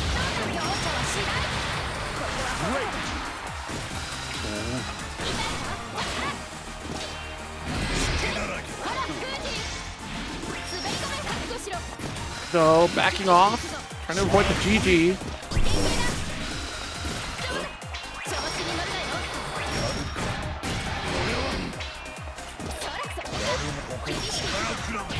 Out again. It's knocked down. Ooh, deep jump arc there. Iago, massive lead. Things are looking bad for Fuselit in the battle of attrition. The jump kick. Oh my gosh, Fuselit is really letting Iago know the skies are not yours to be free with.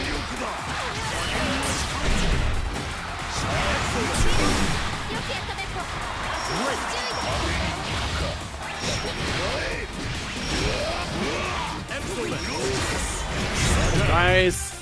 Command grab opens things up. What a turnaround here for Fuselit.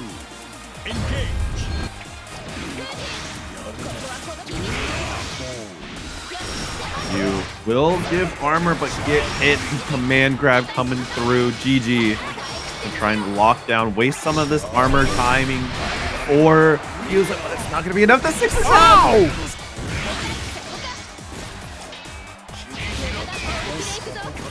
Knock one in there.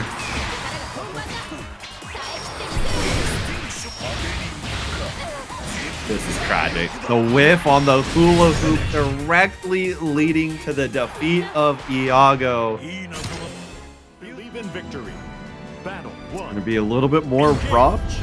Or feels like Beelzebub does like to be in the air quite a bit more than Ferry does. So Great Scythe grind off, not gonna have as much theoretical value. It all will depend on how Fuselit can worm that move into the game plan, because right now, it's not needed.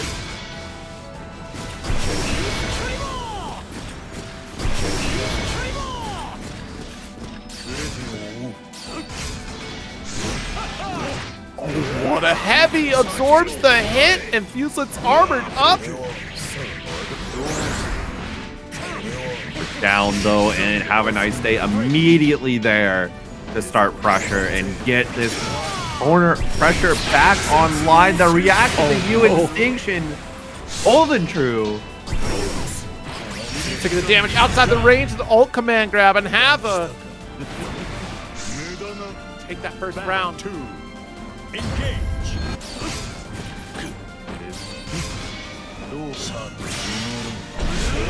He gets blocked, and that is a massive counter hit starter.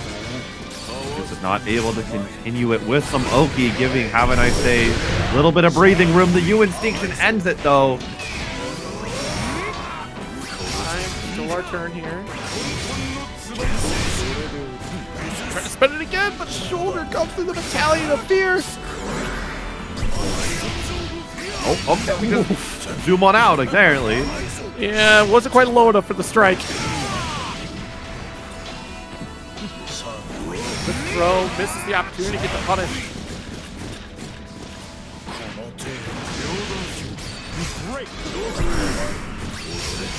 Spot dodge. He's taking the grip of chip damage. 3 points on your side. You do have Soul Forge to help. Off the wall bounce, not quite enough to finish, but what a dive kick here. Have a nice day. Gonna get the guard crush here off the ult karma.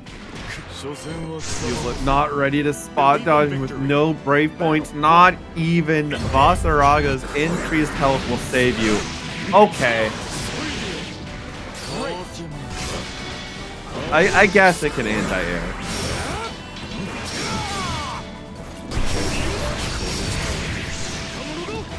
Let's try to extend as much as we could. Go. Push away. Useless. Just hold down back for a bit here because you know the situation. Waiting for the ult.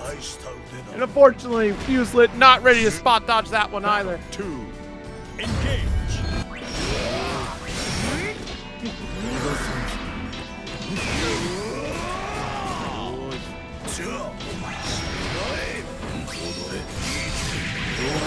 God, the fly spot is a little bit too early. And now, Fuselit down back in the corner. All looking good for Have a Nice Day. The Raging Strike block. No more break points. Low here. Enough resources to finish the round. Have a quick 2-0 lead.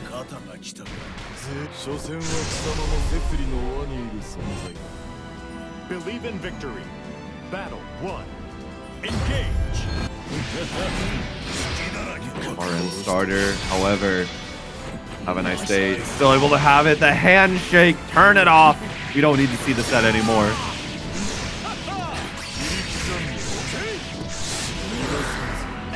2H. It's a safe jump setup.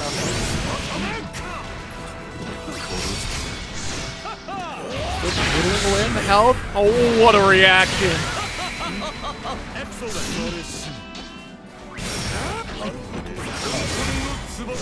I've never seen more top kicks in my life. Like, what the heck? Is Yoon on the screen? What's going on? No, it's just Dr. Doom from Marvel. Oh, true. The green. I get it. Yeah.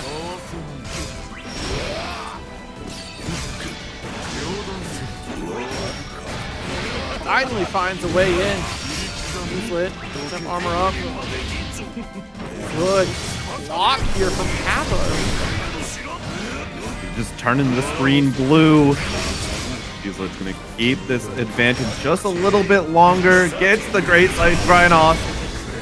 Still able to block the U skill afterwards. The 6SH going blocked. I mean, Kappa not able to build any meter out of this corner, so unfortunately this is going to be a round.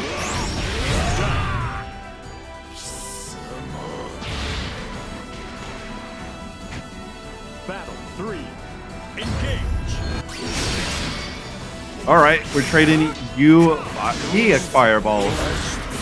Only Beelzebub has the projectile health necessary to live on through. Gotta get off the wall here with dash 8 instead. Not close enough to follow anything after. What a DP. Hot dog on the U Karma, but nothing gonna come out of it. Fuselit trying to make an advance happen. There's such a low life total. Could be the final round that Fuselit lives in tonight's Paragon line. Whoa. Brave dash M. Very brave. Likely in favor of Hava, but it can be dwindled immediately. Fuselit can find the opening, but dash H. Oh my god. Maximum range with that 2 heads. Couple soul forges there. What a snipe on the aerial approach. Should be enough to finish the round. Game for Fuselit. Dive kick might be a very good move, but Vaseraga has a very punishing anti-air.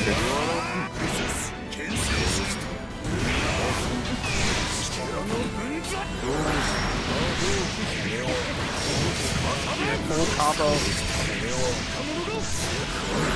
Great start for Hava once again. What's up? Fuselit biding their time. Does get caught by the ult Karma.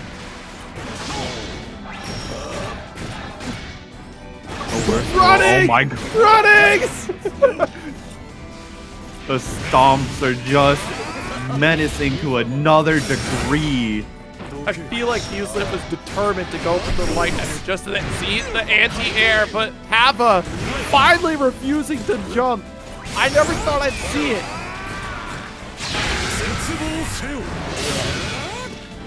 They block just far M as the punish starter. There's SSBA, so surely we kill here. Yeah, Link as well.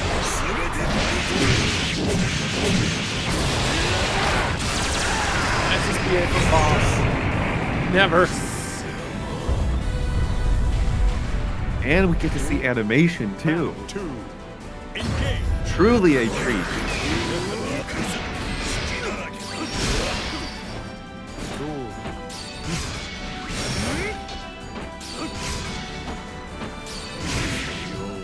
Pressuring. Fuselit dares to stick a hand out. Guard crush again. Holds the dive kick, but oh, overextends. That's an opportunity for Fuse to get back to the mid screen and apply a soul force. Great navigation around flies, but unfortunately Hava already has that back special, the ultimate edition strike.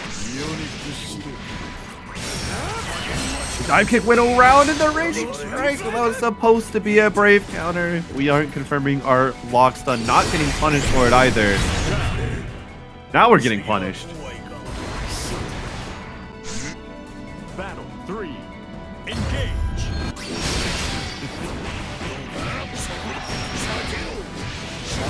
Start for Fuselit to call it the side swap.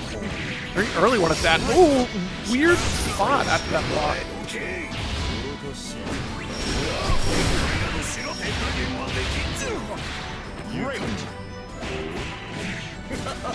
Yeah, that small delay caught the free jump, but with the 2L.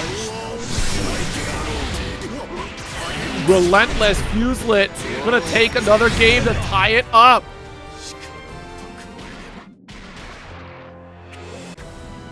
Believe in victory. Game 5 once again. What was looking like Have a Nice Day taking the set 3-0 has now turned into another game 5, and Have a Nice Day coming out the gates hot.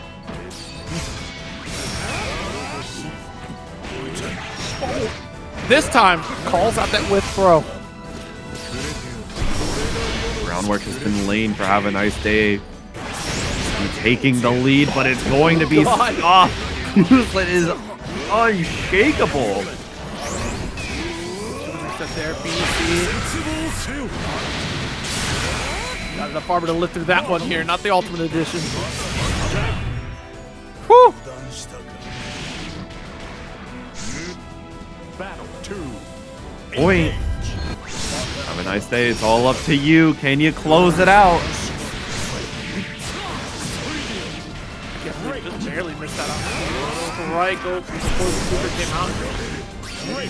Hava has a very fortunate path to victory.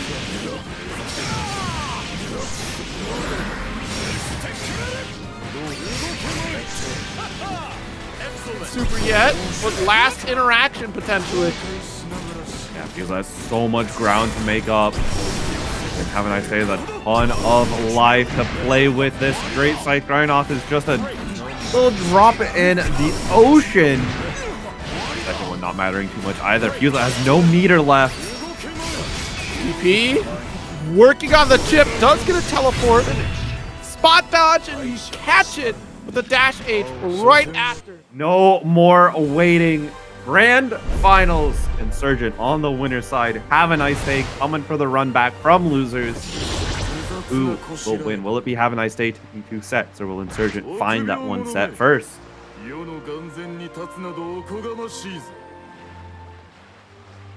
That's crazy talk. He's like, ha! You're a coward for bringing a firearm to a fight. All right, man. Battle 1. Anyways, bang! Is Eustace a coward for bringing a gun to a fight, or is Beelzebub just not prepared? Beelzebub is not prepared and scared. It's like, whoa! You have to bring a gun to solve this problem? Whoa! You're afraid to go toe-to-toe? Coward?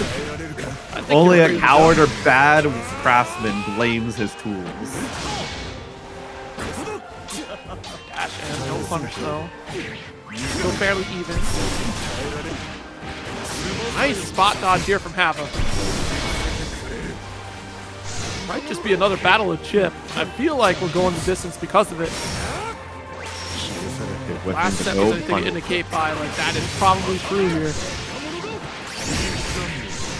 You confirm this will end with SPA, and it should be enough to go over the edge. And yes, it is. Have a Nice Day taking the first shot. Battle 2. Engage. Whoa. That heavy. Go for corner carry with the flashbang out.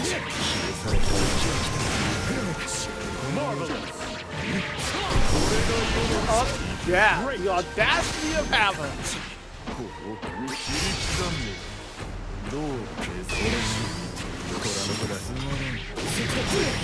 Out of here, but catches the recovery with the dash light.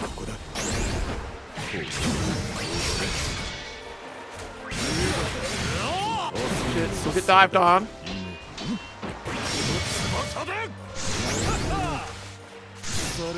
Very cautious here. I mean, it's a great position to be. You got a minor life lead.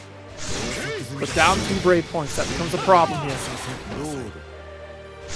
These excels, though, are going to be causing little bits of issues. Surgeon, though, able to find a slow kill necessary to take some things back.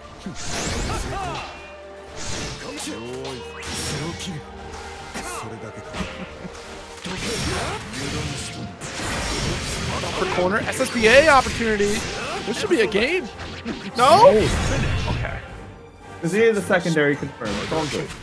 Okay. Believe in victory. Battle 1. Engage.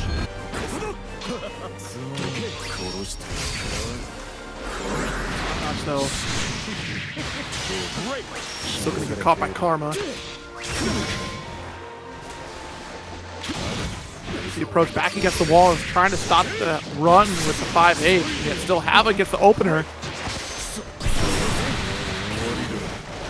Reversal, gonna flip the script. Never mind, the UDP comes out, sending it right back to the corner. No escape.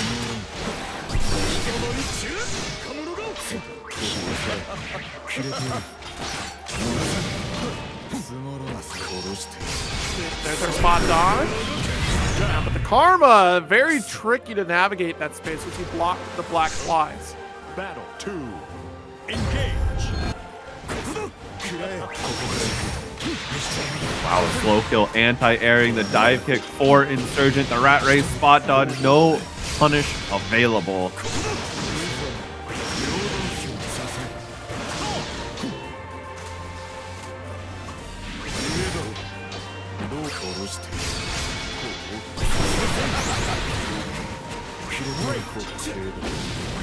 Dodge.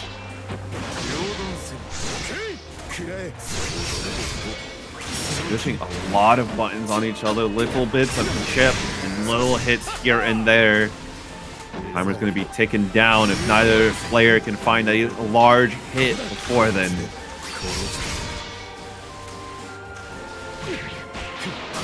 Nice. The follow-up post combat. That's the heavy here. Every single flip out. Let's look at that 2H. Wonderful stuff. No, it's barely not enough. Not even chip out. How can I say? Doesn't need to be too hasty. Now you do. Okay. No EU special here. Battle 3. Engage. Very quickly into it. Dive clashing. Immediate throw. Nice. Smashing on the yellow nade. There it goes again, but this time, have a nice day. Too far away, will not be punished, but is not able to find anything except running into Flamek. At the very least, we finally got a red rat race applied, but at full screen, it's not going to be too helpful here for Insurgent. We still have a good little lead. 2L doesn't get anything. Takes the throw, no Dave worrying that, but gets opened by the low. There's a very low life total. Run up Anthem is a real threat. Ooh. 5H. One touch is all that Hava needs to close this out and put 2 games on the board. That will do. Looking strong, using that threat, that Granblue zone, in order to keep Insurgent locked down. Take that second game. Could be looking at the cusp of a reset. Punish off DP. Oh, run up with the heavy.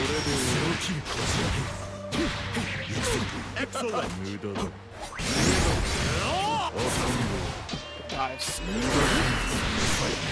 Ooh, I think we tried to challenge the heavy, but no, actually it was the brave counter attempt there.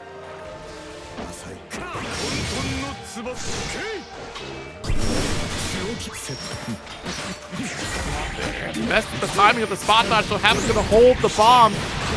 We have super available. Surgeon gonna send it. Surgeon able to take a round, but hasn't been able to close out the games. So if this game 3 be any different, or if it's just gonna fall the same way.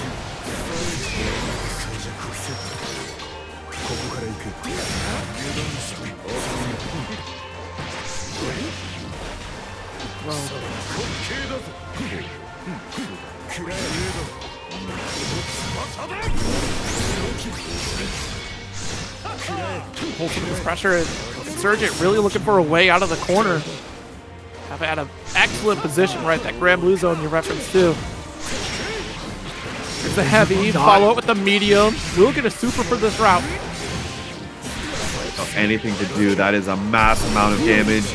Gonna just use these U black flies, throw a bunch of chip out, threaten to kill if you press. And now we're at reset point. Battle 3. Engage.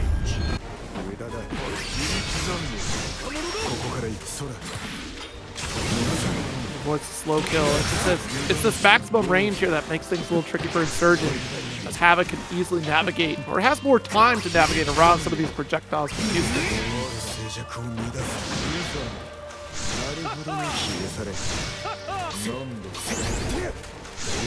Still trying to get out of the corner by any means necessary, but Insurgent has just had this corner be the home of multiple games.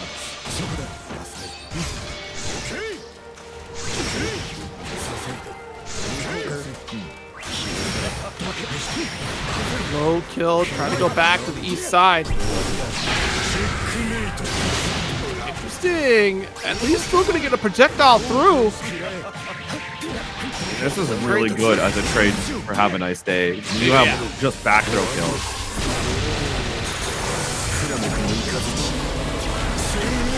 SBA activation. Trying to even the odds with a single brave point left. Jump. They're trying to bait out a reversal. We know that there's a dive kick somewhere waiting in there, or even a DP. Slow. G for BC. There's no brave point left. And there's a couple of hits away from Chip. As long as we block and we do get the connection here, a game for Insurgent. Believe in victory.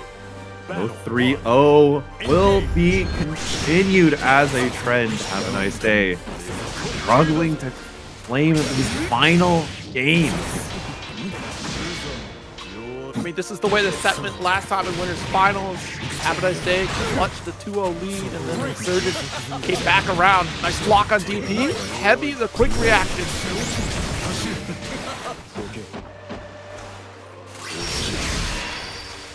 So trading out, trying to bait out one of these reversal super options that Have a Nice Day is represented so often this set, but it's not coming out. Instead, 6XL neutral poke can be sending Insurgent back to the corner.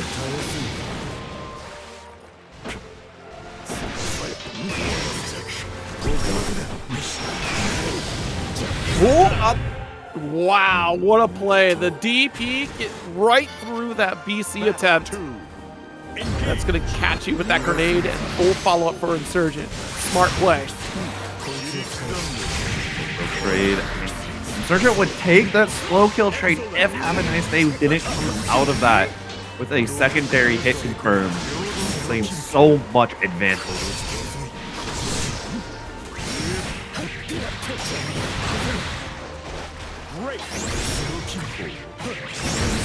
Nice.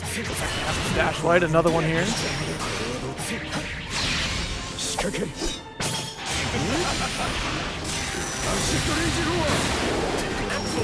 A lot of damage for Insurgent. Got one of the brave points back. A throw. And this is looking very bad for Have a Nice Day. Oh, what a 5L. That could have been kill right there.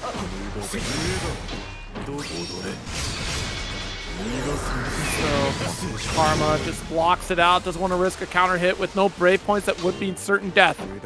Just trying to back off, keep some space alive.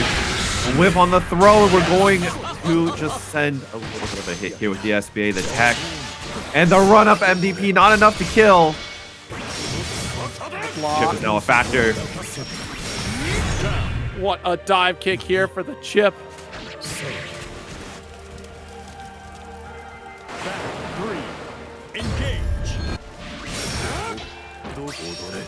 It's really down to the wire as Have a Nice Day threatens another reset. Really trying to chase down that rat race. Got no benefit from it here, but positioning, we can take that as a benefit. Now has Have a Nice Day down backing in this corner. The jump out. M flash. I think not doing much. Trying to BC again, but got caught by that call. It's the second time we've seen that happen. Ooh, trying to stick out a 2M and got caught by that slow kill. Almost pushed back to the rat race bomb as well. So meeting here to Have a Nice Day.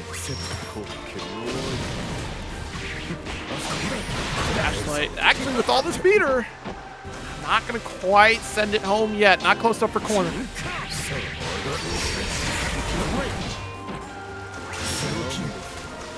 Zone here for Insurgent. Launch of meter here for Have a Nice Day. Enough that another confirm is 100. There it is. Who's gonna launch the first ult skill or SBA? Certainly going to be spending an ult skill pretty soon. I'm surprised Insurgent pulled for the rat race there. Nice patience, but not enough to survive. That's a game and the reset. A 3-1 victory for Have a Nice Day. One more set for this grand finals.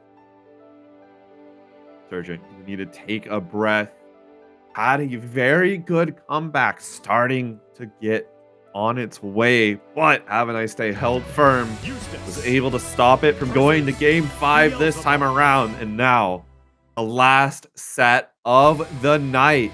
Believe in victory. Battle One winner may prove victorious.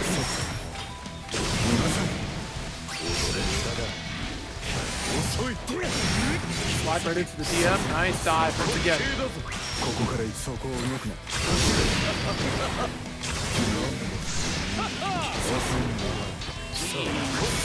Dash H. Just absolutely relentless from Pavo. Once again.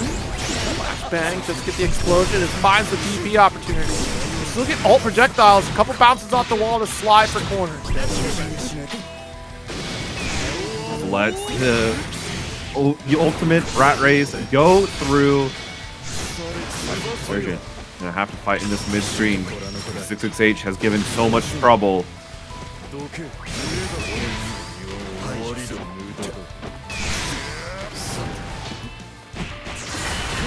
What a 2L.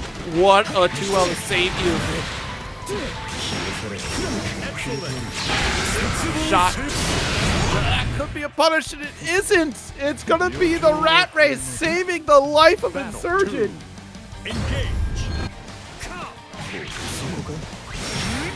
Still in it. The dive kick counter hits. Puts Insurgent into the corner. The spot dodge, though. There's a little bit of free time. A little bit of wiggle room with the slow kill. Oh, no. That's tragic. Karma shutting down the shot here. The Flebeck Thunder not going to work out.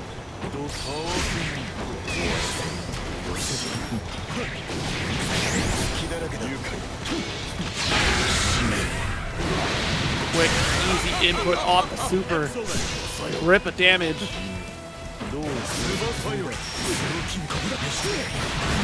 Still going to devour that dash light so we can push back in the mid screen. Bombs away, full follow-up opportunity. Big flash live, 50 meters, almost here, unblockable setup, and be done. It's not needed, just slide on in. Have a nice day, be able to continue that momentum. Missing that dash strike here for Insurgent was huge. That should have been a finish there. close to it.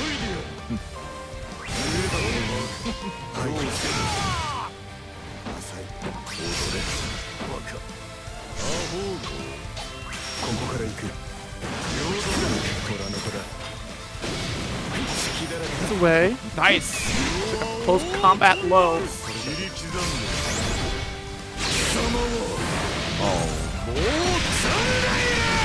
Looking at the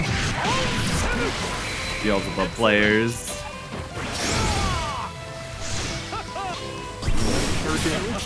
Once again, not being able to find the mark. Does get the slow kill ult, a little bit of room.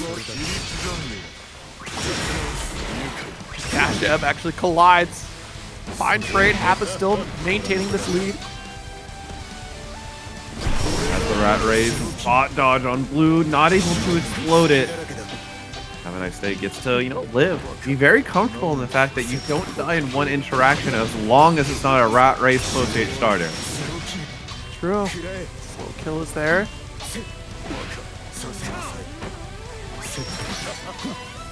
Threat here. We'll go full screen. You'll note every single time if Have a Nice Day does get stuck with a rat race, we go full screen. Because then you don't give any advantage to Eustace, so that he could actually challenge as they make the approach. 12 seconds left. Timeout's a real factor for Have a Nice Day.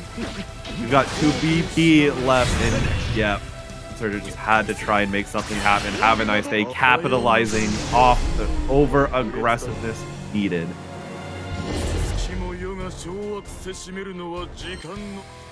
Believe in victory. Battle 1. This might be Hava's night, the way this is going.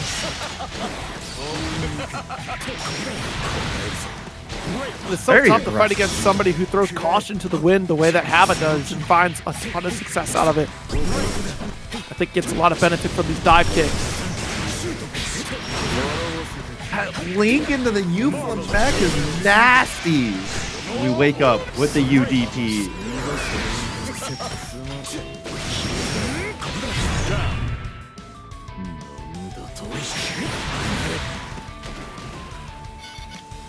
Battle 2. Engage. Black flies.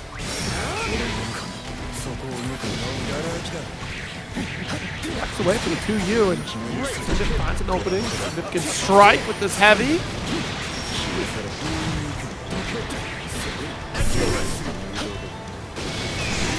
Applied.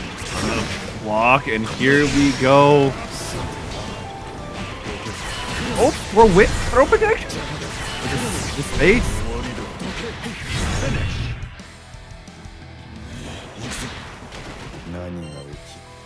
Believe in victory. Battle 1. Wait, Insurgent on the board. There's no 3-0 potential here.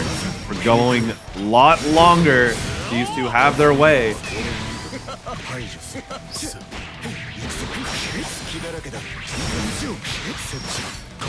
Excellent.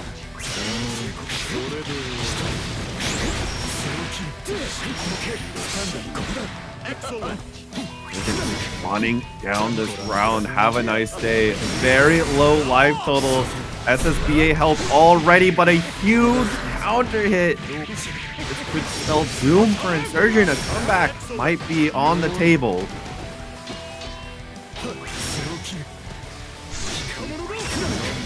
Dash H.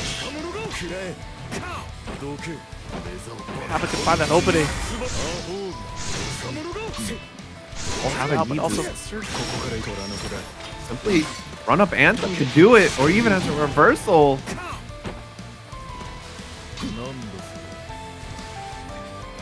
It's just how much respect that Hava has for Insurgent. You wouldn't dare attempt to run up Anthem one more time against a player like Insurgent. Surely not.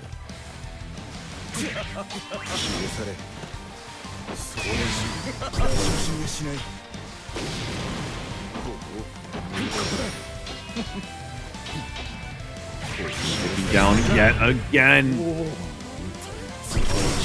With 11 seconds left on the clock. Engage. There's really taking it down to the wire, forcing each other to get into awkward situations.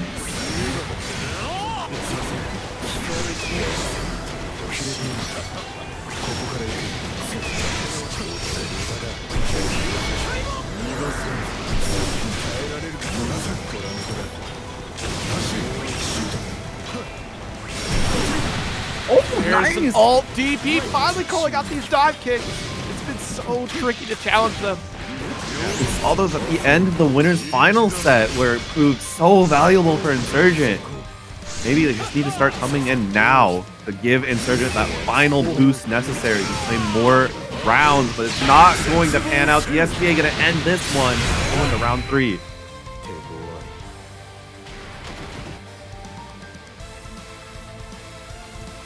Battle 3. Engage.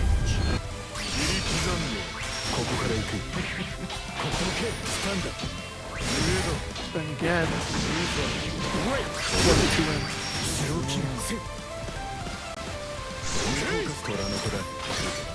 Once again here, does get the rat race application.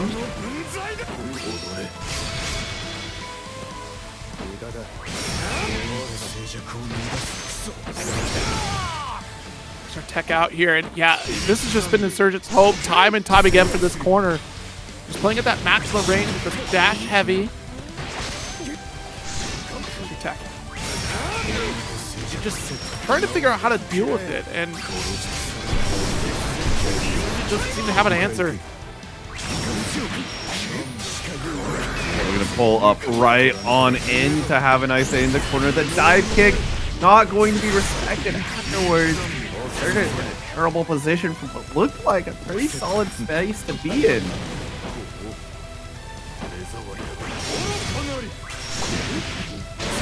Slow kill, but on trade. 30 seconds left.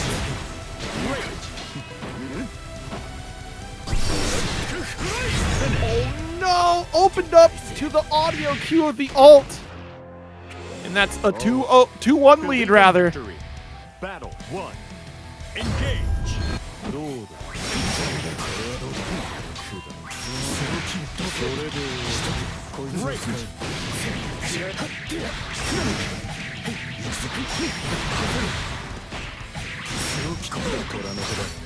Excellent.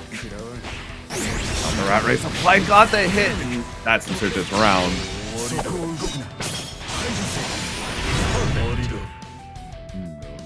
Eagle 7 golden letters. Insurgent needs to close this game out, or if Have a Nice Day is able to keep this performance going. The tournament could be ending pretty soon.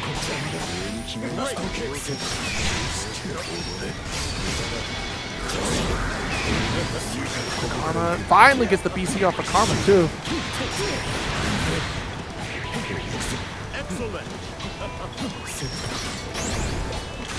Insurgent finally waking up here again. You gotta stop getting into these situations and sets where we go down 2 games and then start activating the second game here. Obviously, it's been a long series. 3-2 in the first set, now in 3-1. It's about to be 2-all. Final game of the tournament. It's getting a pretty hectic, Zero. It's a nail biter of a set. I think the mental fatigue might be setting in a little bit for both competitors here. One more game before we round out the night. Nice Day coming back to the room. There's surely no way this is anything more than just a mental pause. Feeling pretty warm on the Beelzebub, but if it is Beatrix, Lowain, if you want to play esports, you play Lowain. No way, we go first to 1 Lowain for the entire tournament. No way.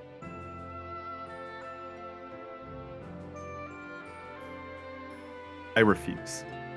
We'll see.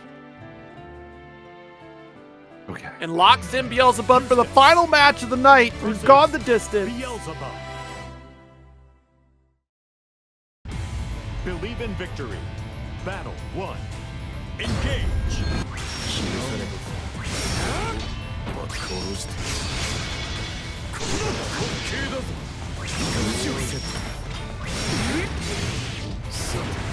Surgeon now down, backing the corner, gives up the first break point. The UDP, you cannot side switch it. It's 360 degrees. Bubs was here to do it first.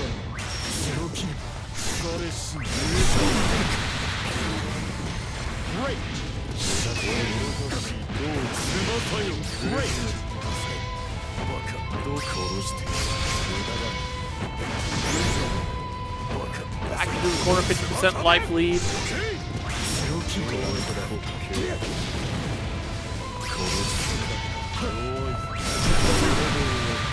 Nice reaction.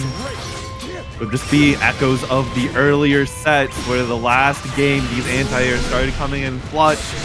Have a nice day. We've seen this resource happen before.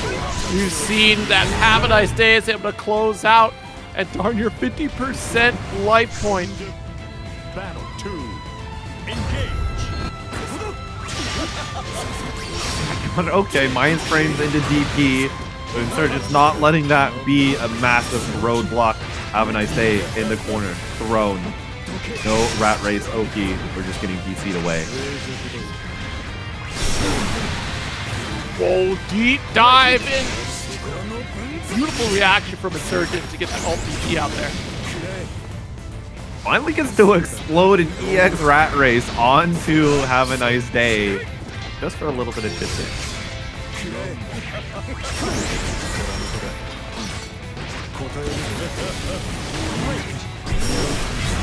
In the final game, final round. It's upon us. Battle 3. Engage. Nice.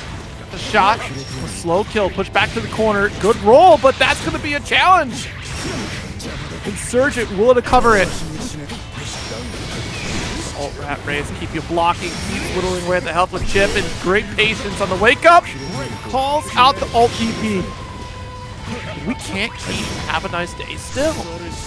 Oh, but Have a Nice Day is at such a low life total. There's no meter available. Just 2 brave points left to the name. 40% UDP is an option pretty soon.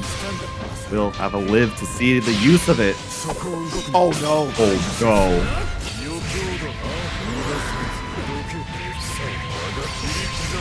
Suddenly the tables have turned. I feel like maybe we're fishing for the dash heavy to come out there. That's what we were hoping for. Yo, we got those resources. No way! No, the delay close H is going to do it. Have a nice